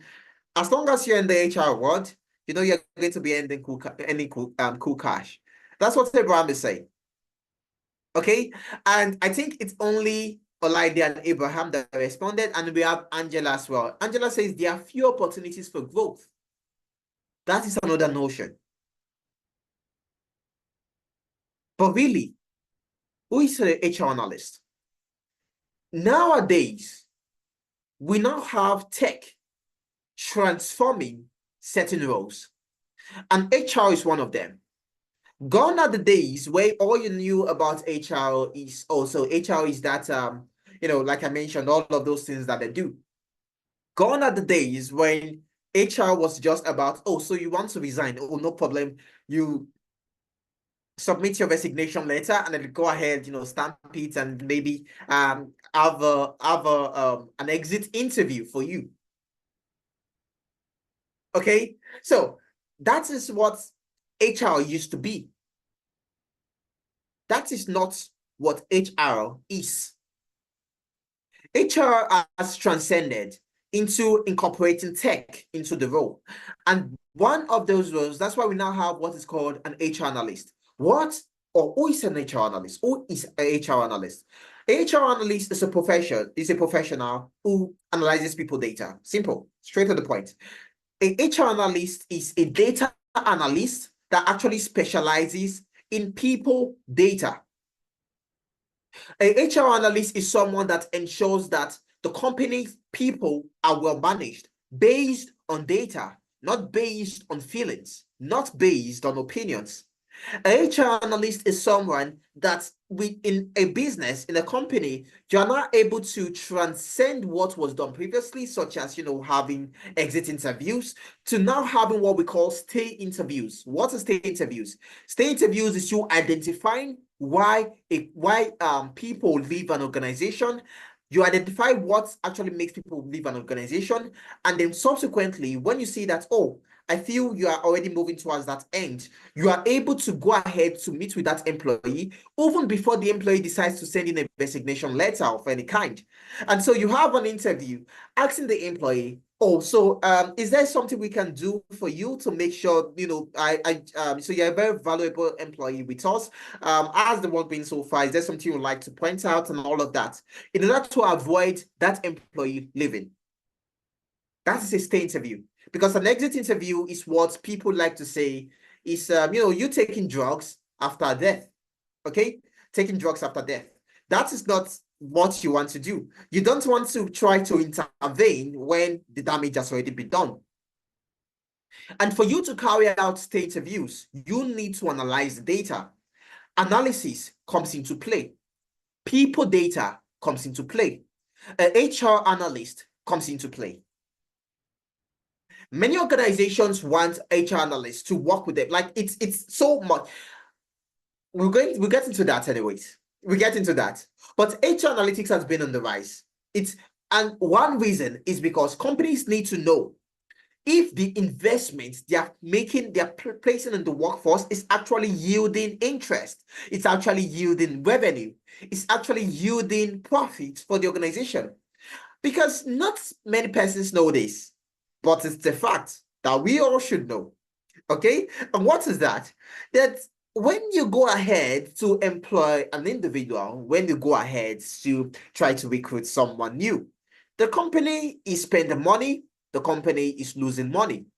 You don't just get an employee, you need to invest to get an employee. Organizations want to know the money that we are spending in terms of paying salaries, in terms of getting new people into the organization, in terms of ensuring that the employees are happy. Is it yielding profit for us? Are the employee performance actually affecting the business positively? All of those things can be gotten based on data.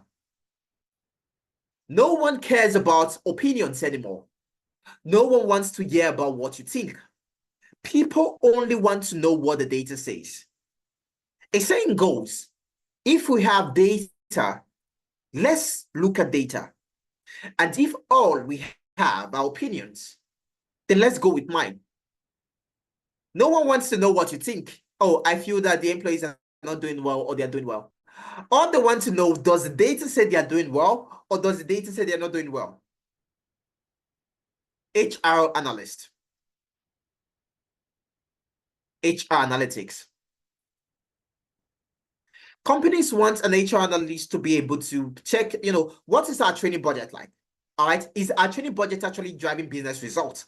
If we increase the budget that we use in training our employees, would that yield more returns for us? Would that increase the employees' performance and make us make more money?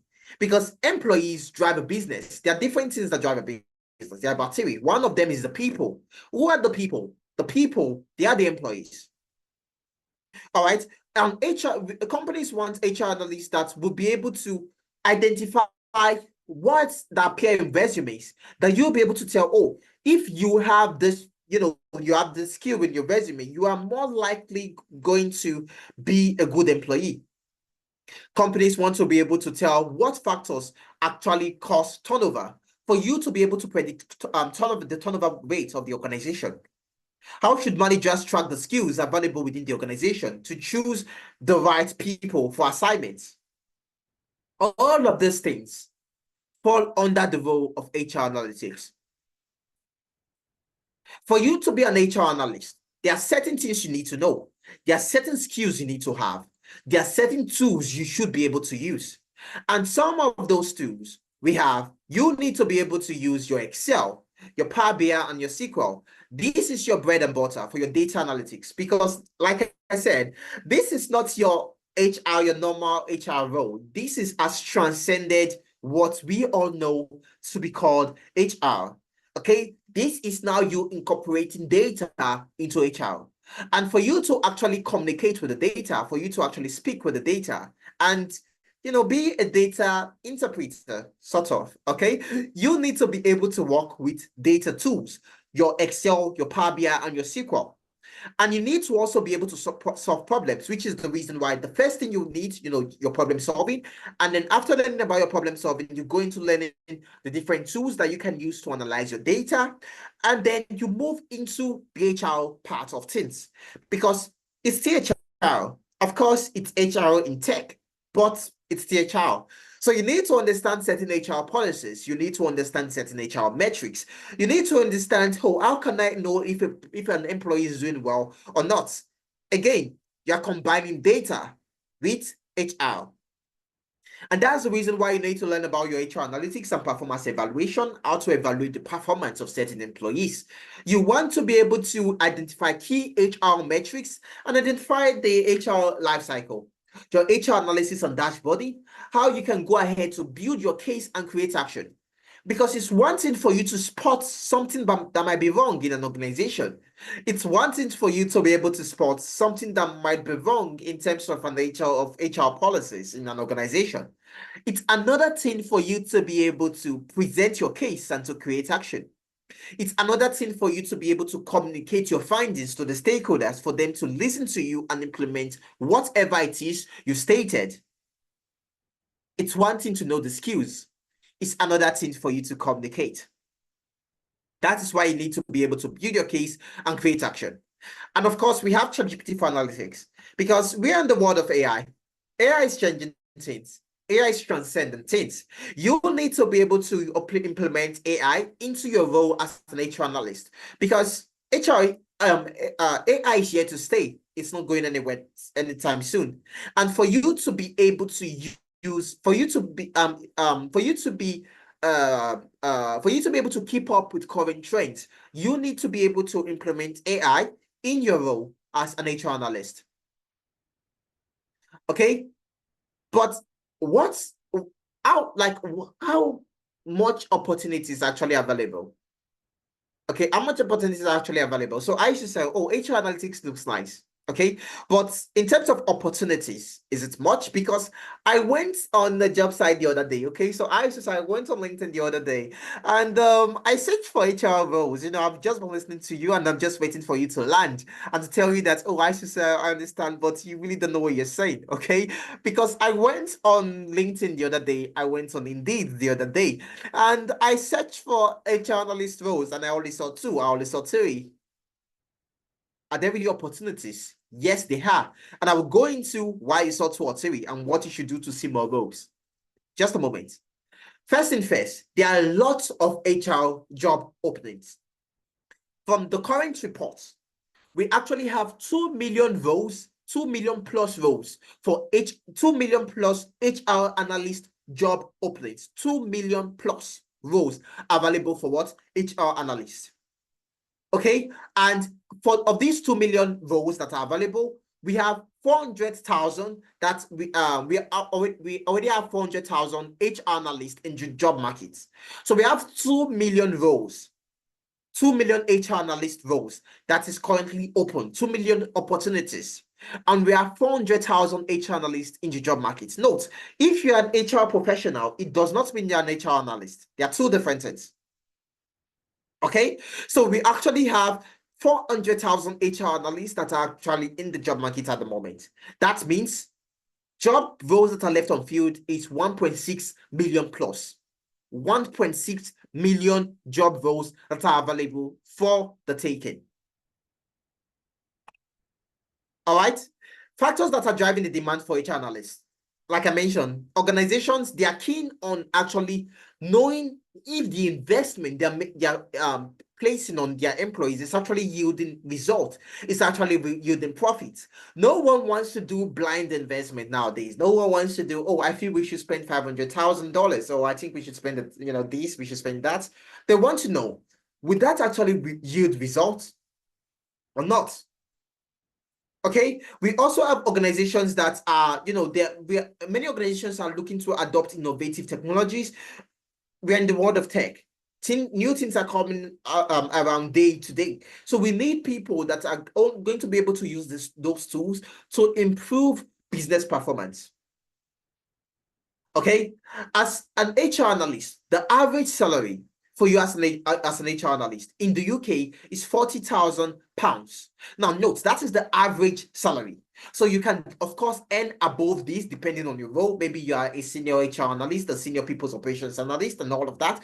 You can definitely earn above this. And, there are still some persons that earn slightly below this. That's for the UK.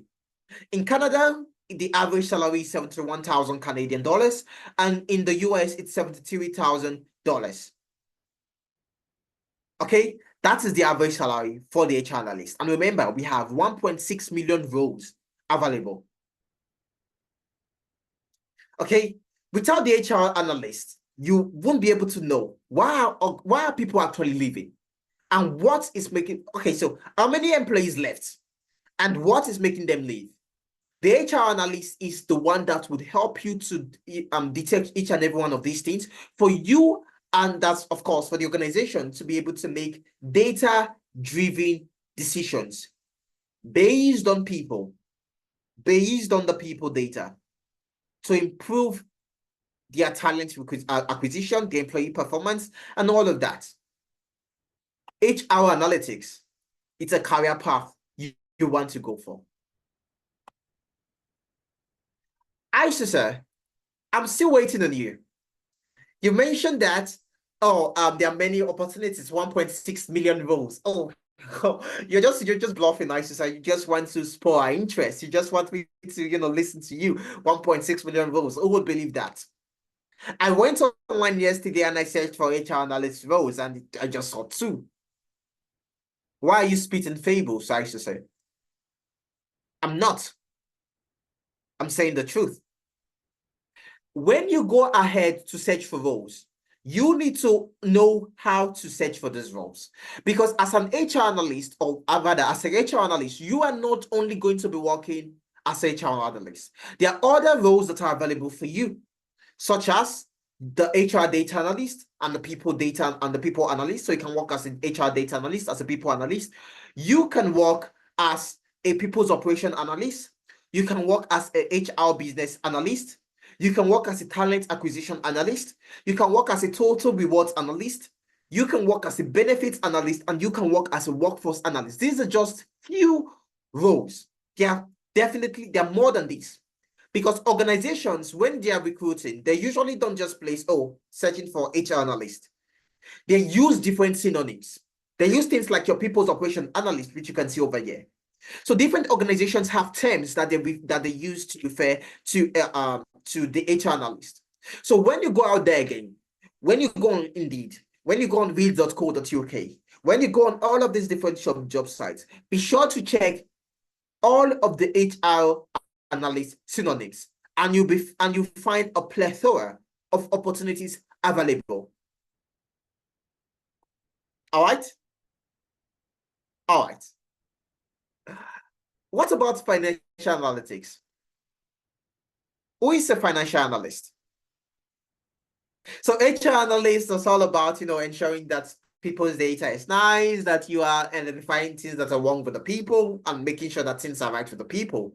Maybe what you say, curing cocoa. All right, so when you say cocoa, it means someone that has gone, yeah. Anyways, that's by the way.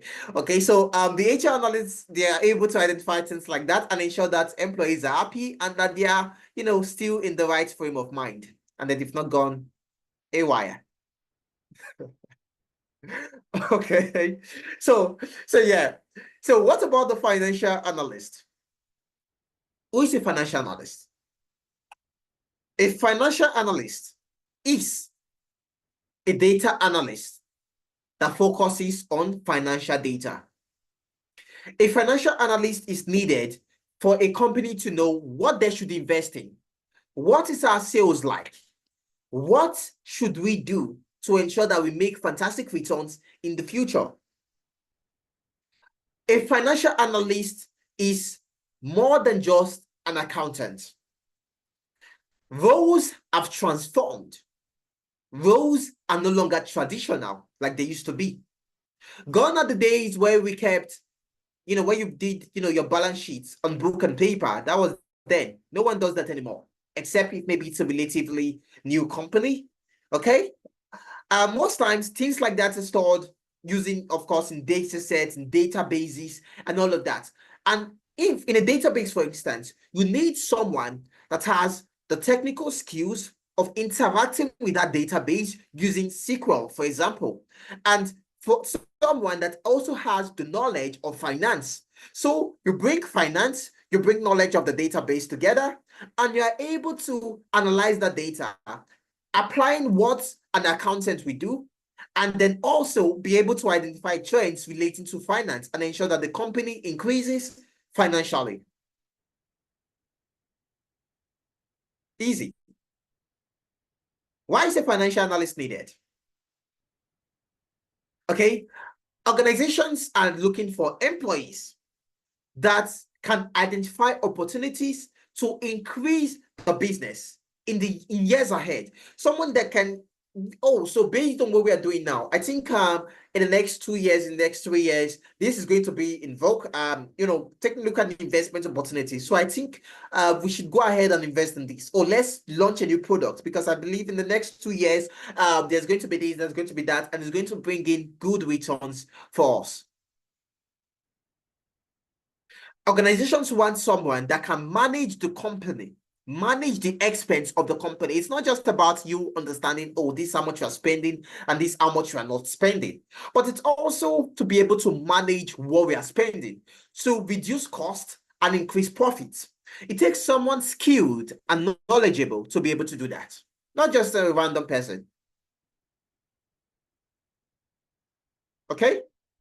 Organizations want someone that can access companies' profitability to be able to see, oh, these are financial health. Oh, so we need to ensure that we make more profits. Or if we stop making, so financial health, what's financial health? That's you just knowing if the company is going to go in the reds soon. And what do I mean by the reds? Red finance. So we're no longer making profits, we're making losses, and the organization closes down. Sad. The financial analyst is meant to prevent that. Companies want someone that can do that. Companies want someone that can take a look at the financial outcomes of different investment options, so the company makes the right choices. No one wants to do trial and error, but don't go at those days. Okay, companies want someone that will be able to tell, oh, so this is how we should allocate our capital. So let's place some money at this point. Let's place some money at this point, and at the end of the day, it's going to be, fantastic. Accurate distribution of company resources, efficient and effective. Companies want someone that would be able to take a look at different economic scenarios. Oh, from the COVID, when during the COVID pandemic. So many businesses shut down, low sales and all of that. Companies want someone that will be able to get businesses from that point into. So during the pandemic, we're not doing well. So now we're out of the pandemic. How can we go back to our previous glory? Companies want someone that can get that done. Companies want a financial analyst. And similar to an HR analyst, similar to a HR analyst, a financial analyst also would need to learn about your problem solving, your Excel, your Power BI, and your SQL, or your SQL, or your structured query language, whatever works your both.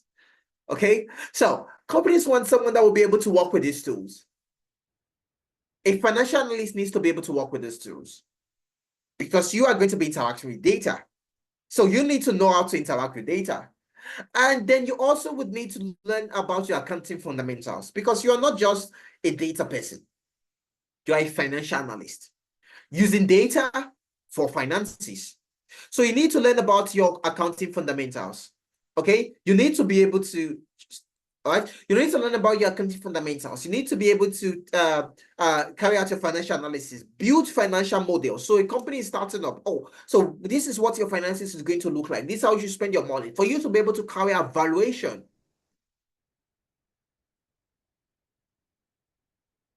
These are the key learning areas, things that you need to be a successful financial analyst. And just like the HR analytics, let's take a look at the opportunities available for the financial analyst.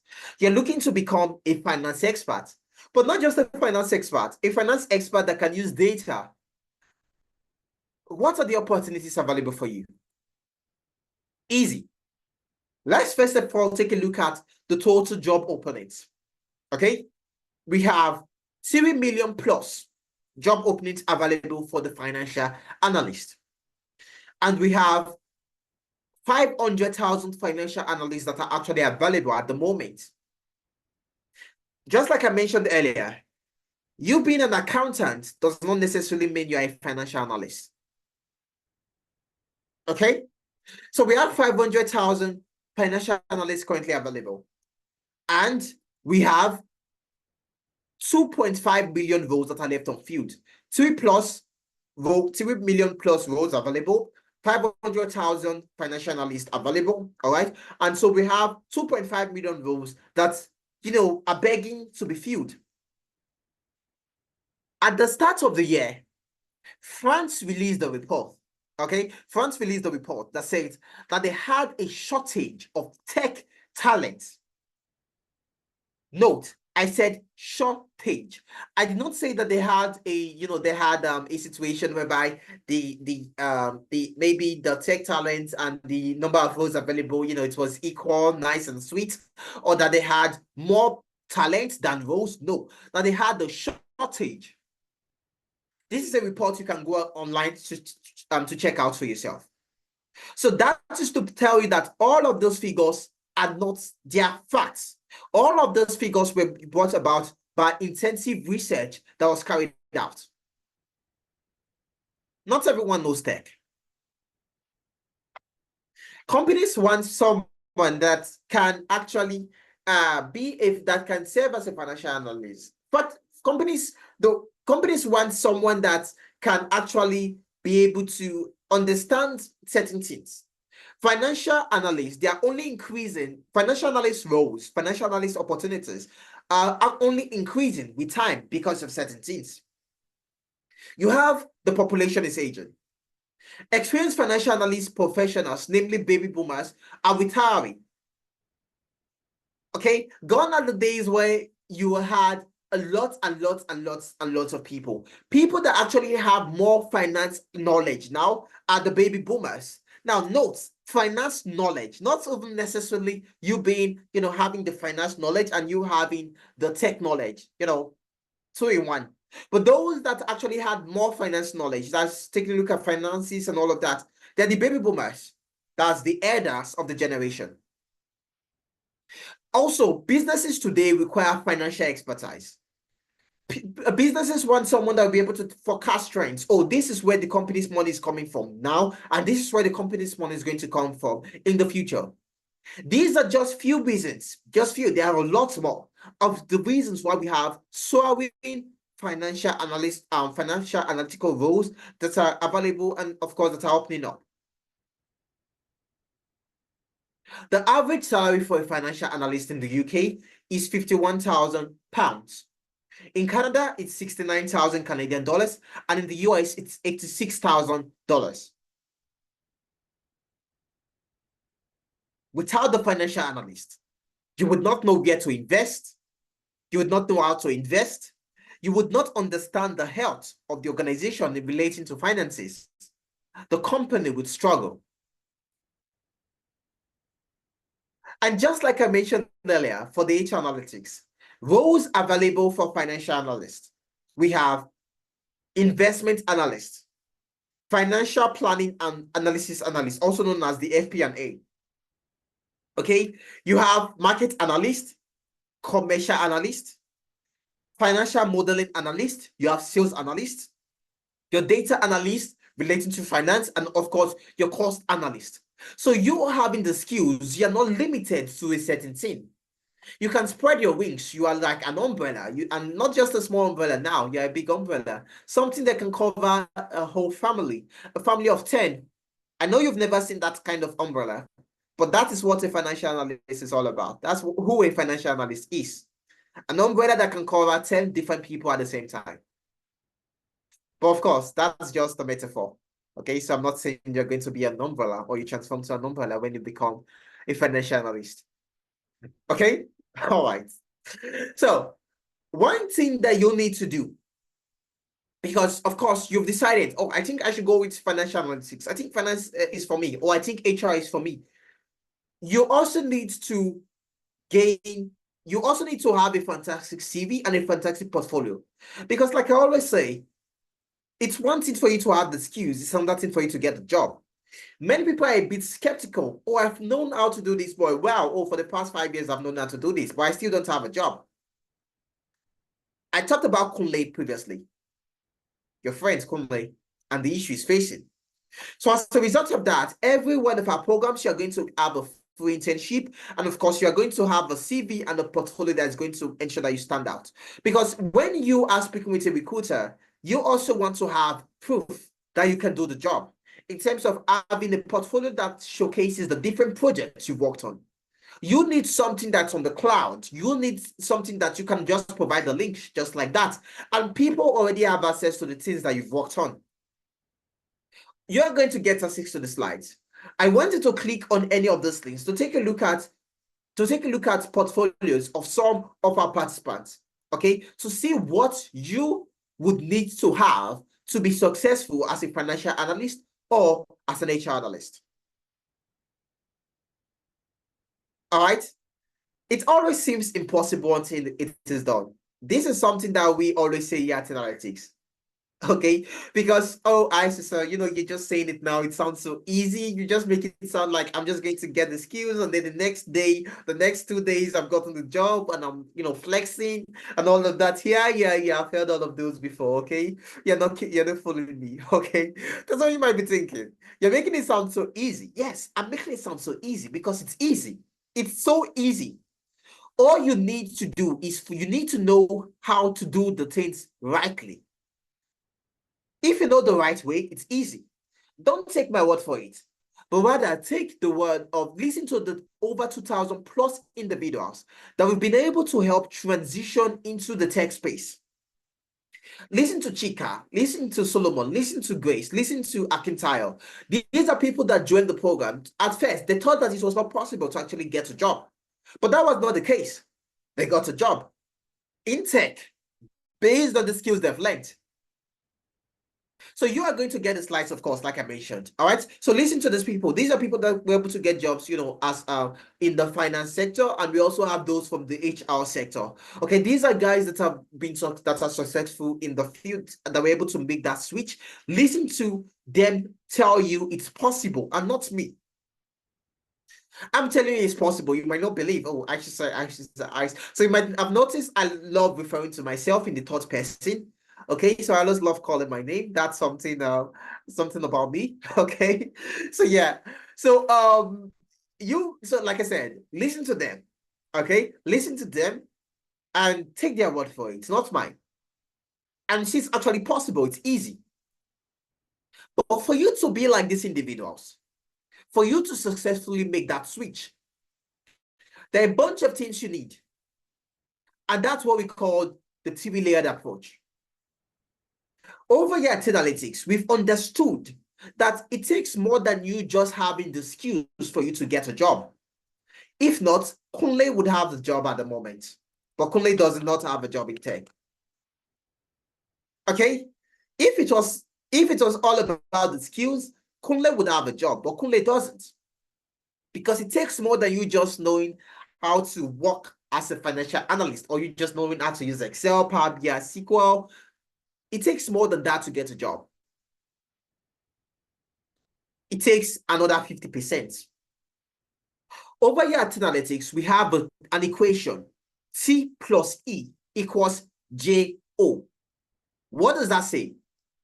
T plus E, that's your technical skills plus your employability skills, would give you the job. Technical plus employability equals job offer. You would learn the technical skills, of course, because it's necessary for you to get the technical skills. What would actually land you the job is the TV layered approach. Talking about your level 1, your level 2, and your level 3.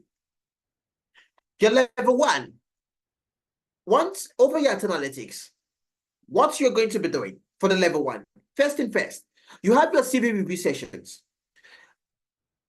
I mentioned this earlier. I would mention this again. Okay? It's one thing for you to have the skills. It's another thing for you to be able to communicate that you can do the job. If you can bake a cake, that's fine. That's fantastic. But how do I know you can bake a cake? I'm currently looking for someone to bake a cake for me. You might be wondering if I'm getting married. Okay, so that's a topic for another day.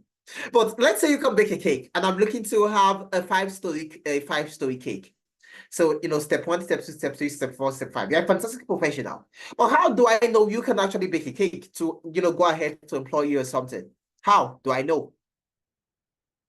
You need to be able to craft fantastic CVs. CVs that are actually going to be able to pass through the ATS system.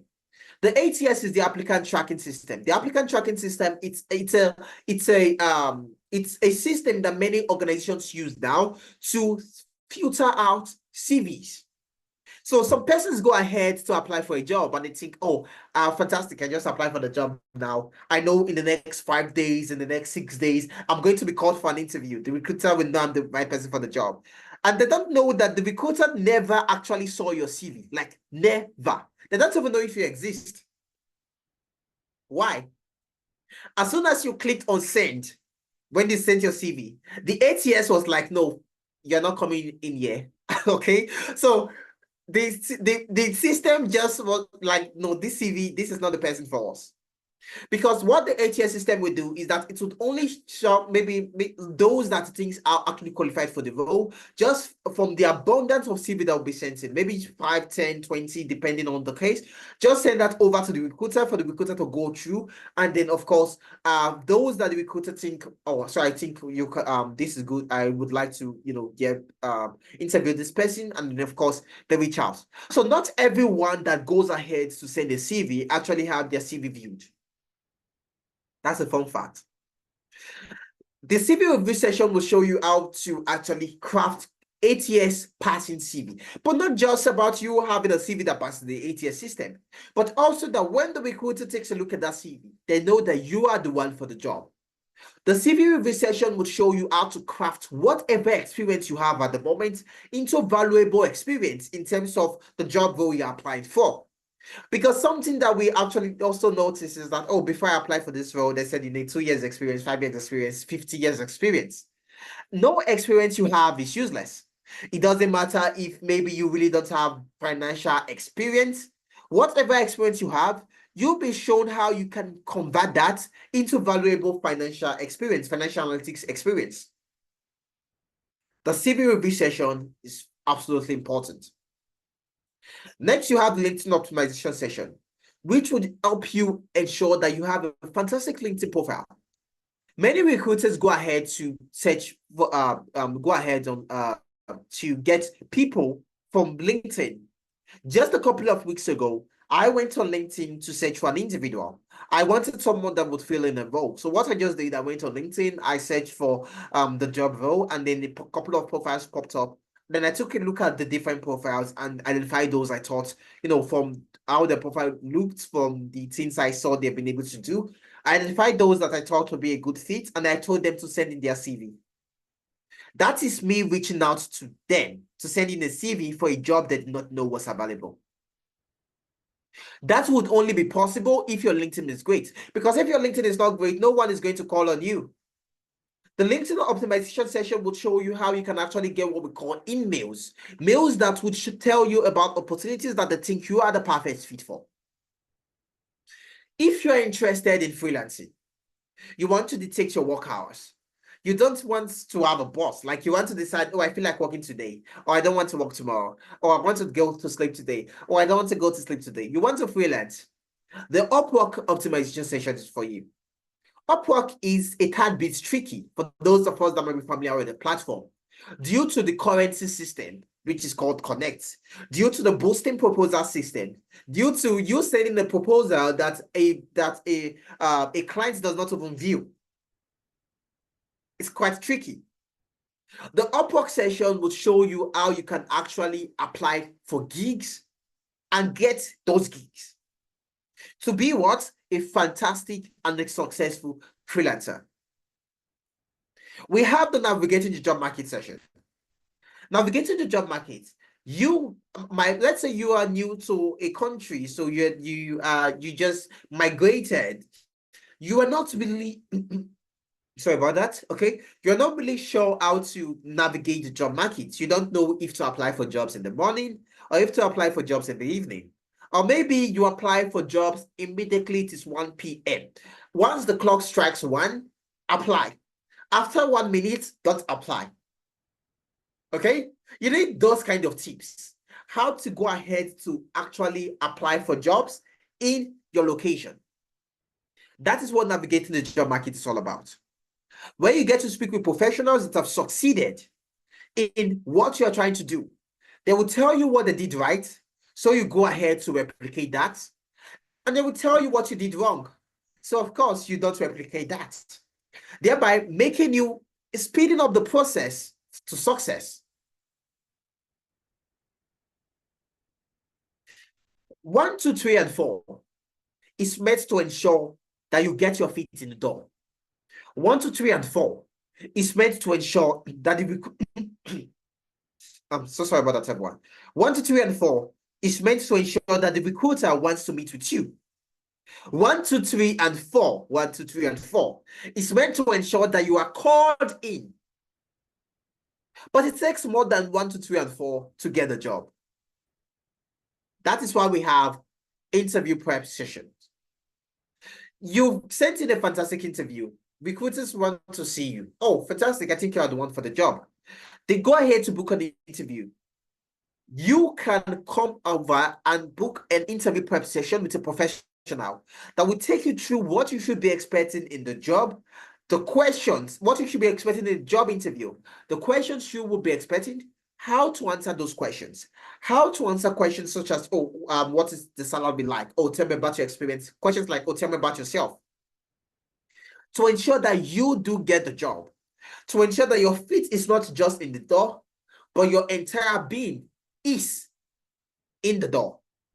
When I say in the door, I don't mean in the door, but through the door, probably. So maybe that's the right phrase, okay? But yeah, that is what job and interview prep is for. You've gone for the prep. You've attended the interview. You were impressive. You were amazing. The recruiters want you to work for them. But they want to know, are you really who you say you are?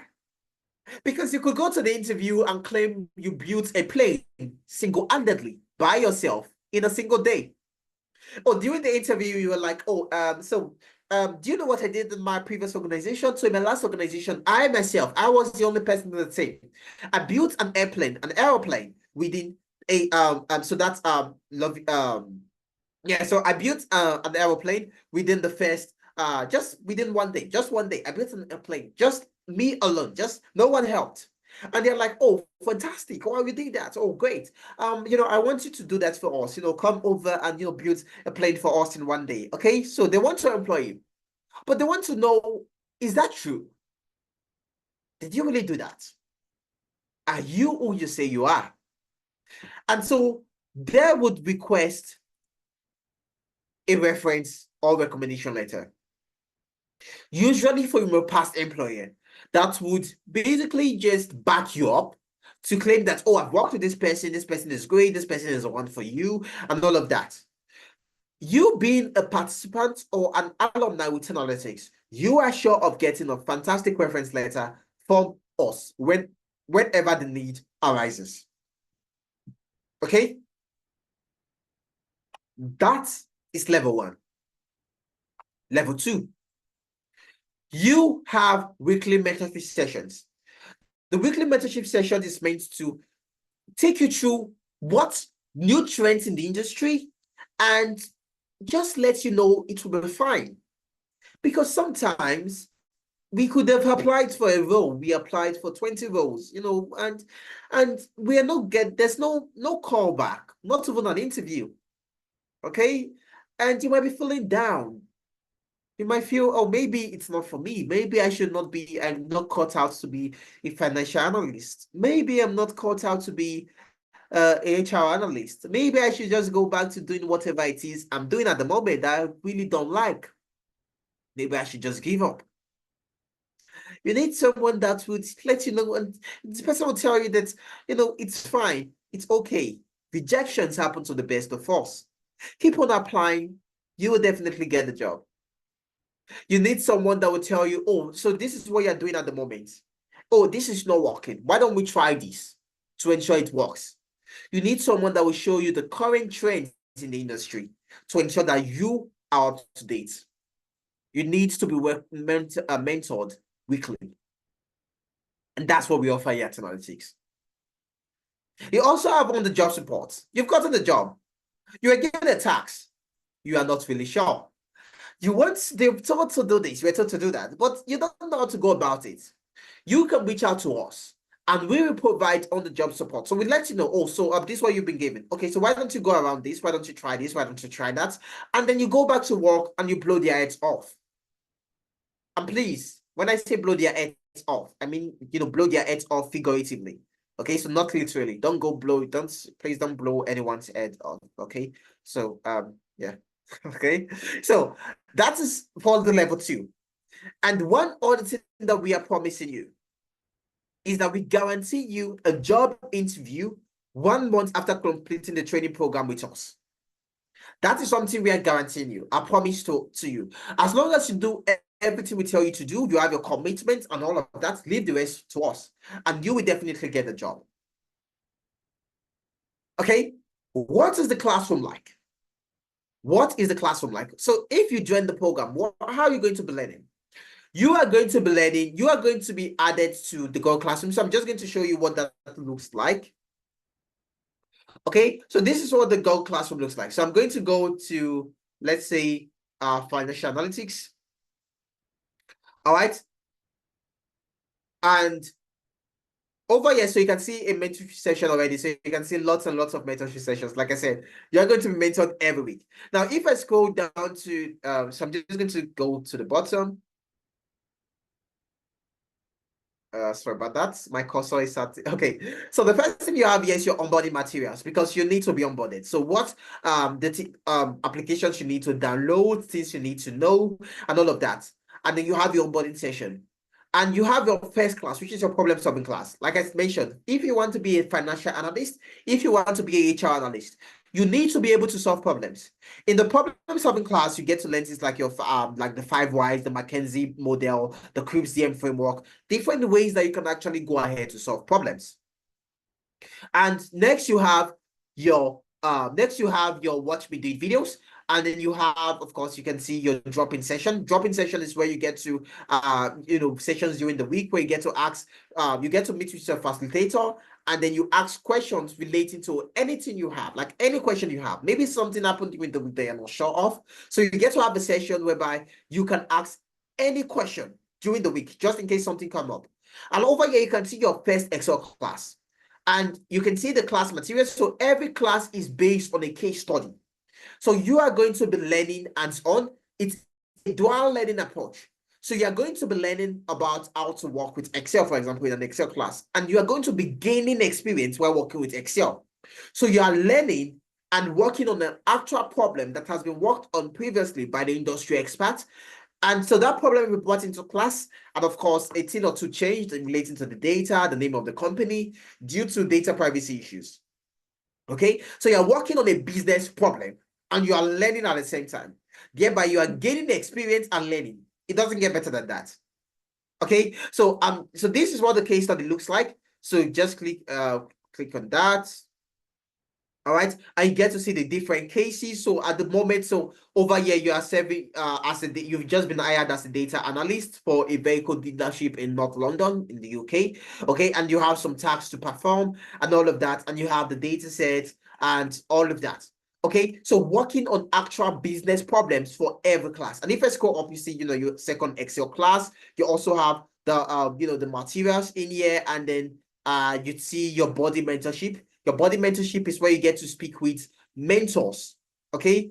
People that have actually gotten jobs before in your program. So they get to join a session and tell you how they're able to succeed so you can succeed. What we define as success here at Analytics is you not just learning the skills, but also getting the job. And we are very successful. And I'm sure you know what that means. Okay, so over here you see you have the CV review session. And one other thing, okay, if you ever miss a session, so let's say you just a moment, so let me try to take off the filter. So let's say you miss a session and you miss the class. All classes are recorded, all sessions are recorded, and so you can see there's a session recording for every session. So you can come over here and take a look at that. So this is a body mentorship session. So this is someone that has previously gotten a job and that's an alumni currently in the session with the different participants from the financial analytics.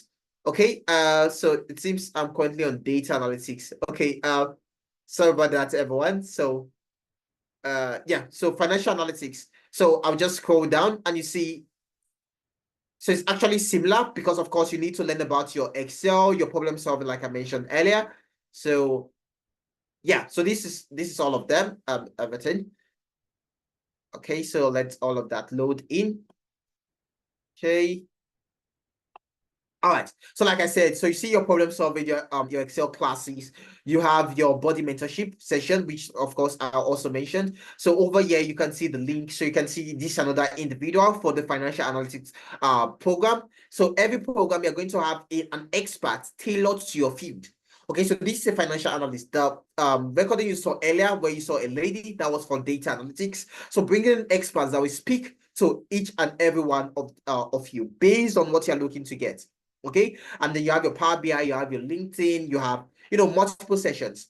And one other thing that you're going to be added into is the LMS. So as soon as you register, you're going to be added to the LMS platform where you're going to get videos. Watch me do it videos on Sunday that will introduce you to a concept that you're going to be learning in the next class. So over here, let's see, I can open up, let's say the so let's take a look at HR analytics, for example. So I can click on that. Okay, so you can see different videos. So I have this is the LMS platform. So I have my videos for week 1. I can go ahead and watch all of these. I can have my video for week 2. I can go ahead and watch all of these. So as soon as you register, you'll be, an account will be created for you and you will get access to this session. So you get videos on Sunday that would introduce you to a concept you'll be learning on Saturday in a live class, speaking with the facilitator working on actual business problems and actual business cases. Okay, the next cohort is going to begin on the 3rd of August. So we have a cohort that begins every month. So the next cohort is going to begin 3rd of August. Okay, just about 2 to 3 weeks from now. All right, and for you to be a part of the program, what do you need to do? For you to be a part of the program, you need to make a commitment, of course. Okay, and this is the price. So if for you to be a part of the HR Analytics or the Financial Analytics program, the price is so let's say if you are in the US, the price is $750. Okay, if you're in the US, if you're in Nigeria, you're paying in Naira, the price is 900,000 Naira. If you're in the UK, that's 625 pounds. If you are in Europe, that's 730 US. And if you're in Canada, that's 1,125 Canadian dollars. Okay, so that is the price for you to be a part of the program. But at the moment, we are currently running a 20% discount for the first 20 people to register. Only for the first 20 people. So if you're among the first 20 persons, you get to pay, let's say you're paying in Naira, for example, you get to pay 720,000 Naira instead of the full amount, which is 900,000 Naira. And if you're paying in pounds, you get to pay 500 pounds instead of paying the full amount, which is 625 pounds. Okay, and you can also pay in 2 installments. So let's say you're at the moment you are really not able to make the full amount, okay, but you want to pay, you want to ensure you get into the discount, and that you want to break the payment into 2 installments. So you can make a first installment of let's say so if you're paying in so let's use Naira. Okay, so let's say you're paying in Naira, so you can make the first installment of 500,000 Naira before the start of the program. That's before August 1st, because registration is going to end the 1st of August. So you want to ensure you pay the first installment, which is 500,000, to you get the materials you're onboarding into the class, and then 1 month into the program, which should be at the end of August, you get to pay the balance, which is 220,000 Naira. Okay, now again, the discount is for the first 20 persons, so you want to ensure that you get on that as quickly as possible. The link, my colleague has also been sending in the payment details to the chat box, and as soon as you click on the payment on the main stack link, you are going to get so you're going to be taken to this particular section. So you're going to have, this would open up the Analytics Enrollment Center, and you can go ahead to make payments. So over here, you can see the price list. You can have access to our program brochures. So maybe you're curious about the other programs we offer. So here at Analytics, we currently run 8 programs. So you can click on this button to take a look at our program brochures, understand what each program is all about and what you'll be learning. All right, and you can also have a chat with us if you have issues with your payment. There's a question you want to ask. Please click on this link, and of course, there's someone on ground to respond to you. Then so over here you can see the account details. So let's say you want to make a direct transfer. You want to pay using your bank. Just make a direct transfer straight from your bank. Okay, you can use the Canadian account details. That's if you're in Canada. So these are account details, Canadian account details. We have the UK account details. We also have the account details for those in Europe. Okay, if you're looking to pay in Europe, and we have the account details for those in the US if you're looking to pay in dollars. Okay, so this is for if you are looking to make a direct transfer. But what about if maybe you're in Ghana, or maybe you are looking to pay in cedis, or you're looking to pay in Naira? Okay, and so what can you do? You can also pay using the online mode of payment. Okay, so you can pay using your card. All right, so this also applies to even if maybe you're in the UK and you want to pay using your card. So this also applies to everyone. So you come over here. Let's say I want to apply for the financial analytics program. I can just scroll down, and then I will select financial analytics. Okay, so as soon as I click on that, it's going to open up just a moment. Okay, so it opens up the pay stack link, and then over here I can insert the price. So At the moment, you see Naira. So this is because I'm currently in Nigeria. Okay, so the currency is Naira. Wherever your location, so it doesn't matter where you're located, the Paystack link is going to take note of your location, and this would be in the currency, in your currency. Okay, so let's say I'm looking to make the first installment of 500,000. So I can go ahead and insert 500,000, and then I'll click on reserve a seat. Okay, I click on reserve a seat.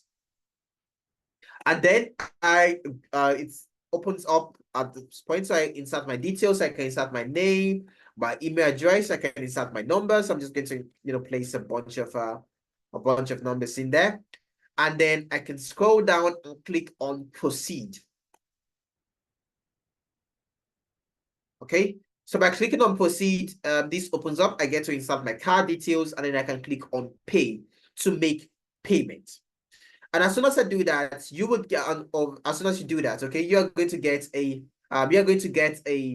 link. You're not a link, sorry, you're going to get a receipt sent to your email address.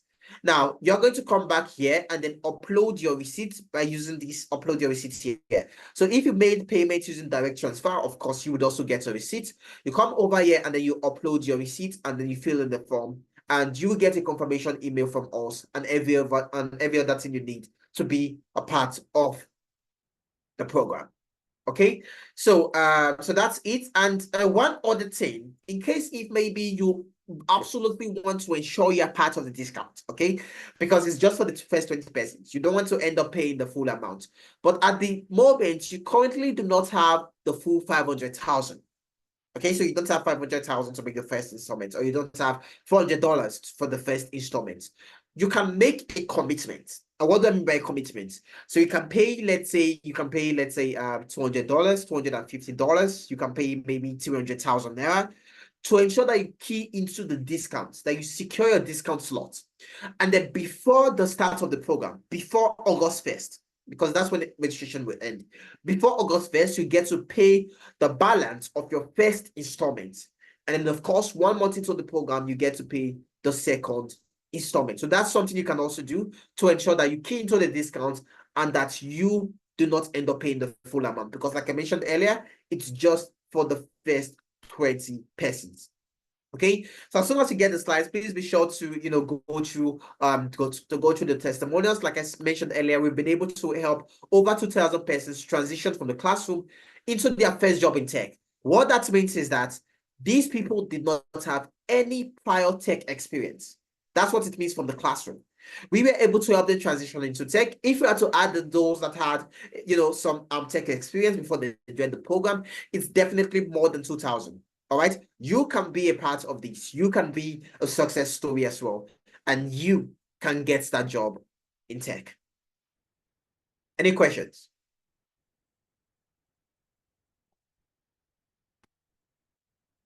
All right, so if you have a question, you can just use the raise hand icon, and I will call on you to ask your question, or you can also send your question to the chat box. Okay, so if you have a question, use the raise hand icon, and I would ask you to unmute.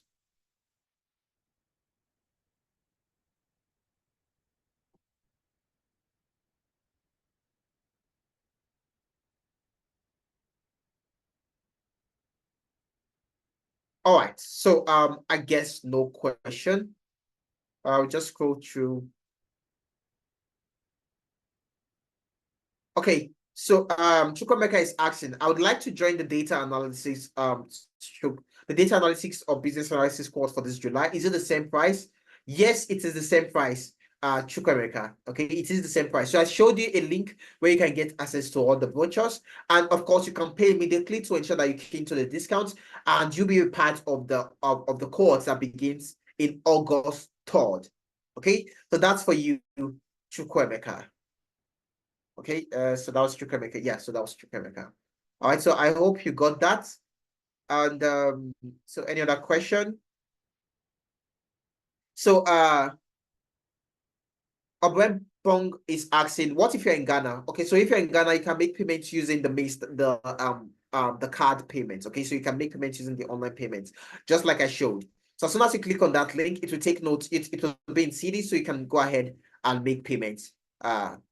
Okay, HD, so you can go ahead to make payments. So you can just use the card or online mode of making payments. Okay, so I guess that's all right. So I guess that's it for today. I hope we had a nice time. I hope we actually did enjoy ourselves. So like I mentioned, the videos will be sent to you for you to go through and practice and all of that. So Helen is asking, what if after paying part of the money for knocking down the discount? But what if I'm not able to start in August? Can I pay? Okay, so Alan is asking, so can you make a payment now to secure the discount and then defer? Yes, you can. Okay, yes, you can, Helen. So you can make a payment now, ensure you make a payment now, to ensure that you get you key into the discount, and then when you are going ahead to register, okay, that's when you're going ahead to send in your receipt. There's going to be a section. There's a form, you'll be sent a form, and there'll be a section that would say, when are you looking to begin? Okay, so you can select August or whenever, maybe September. That's the cohort you are looking to start from, and that will be made possible for you. Okay, so as long as you pay now and you're already part of the discount, you would not be supposed to make an additional payment subsequently if the discount expires or even if the price increase. So you've made your payments, or you nothing relating to payments would concern you anymore. All you just need to do is to be a part of the class in October, of course, Alan. So Peter is asking, is there a certification required after the training? So no. So for many tech roles, you don't need certification to actually get a job. Now, do we actually give you certificates at the end of the program? Would you get a certificate? Yes, and the certificate is globally recognized because we are a registered Canadian company. So that's something that you can bank on. But do you really need certificates? No, not really. In tech roles, you don't need certificates. All that recruiters are interested in is your skills. Do you have the skills? Can you do the job? Okay. No one wants to know about if you have a certificate. At least, one other thing you can do, Peter. I want you to go online. Okay, go online and search for different job roles. You would hardly see any that would say, "Oh, you need to have a certain certificate." Most will be focused on your skills. That is what the tech industry is all about. All right. So no, a certificate is not necessary. If you have a certificate, that is good. It's not bad, but is it necessary for you to get a job? No, it's not. Okay, so I guess that's it for today. Thank you everyone for joining in. I hope we had a good time. Please ensure you go ahead to make payments and that you're keen to the discount. It's very, very necessary you do that as soon as possible. We currently offer a 20% discount. It's only for the first 20 persons to register. Thank you very much, everyone, for joining in. And please ensure you make payments very quickly because tick, tick says the clock, guys. What you have to do, ensure you do quick. Cheers.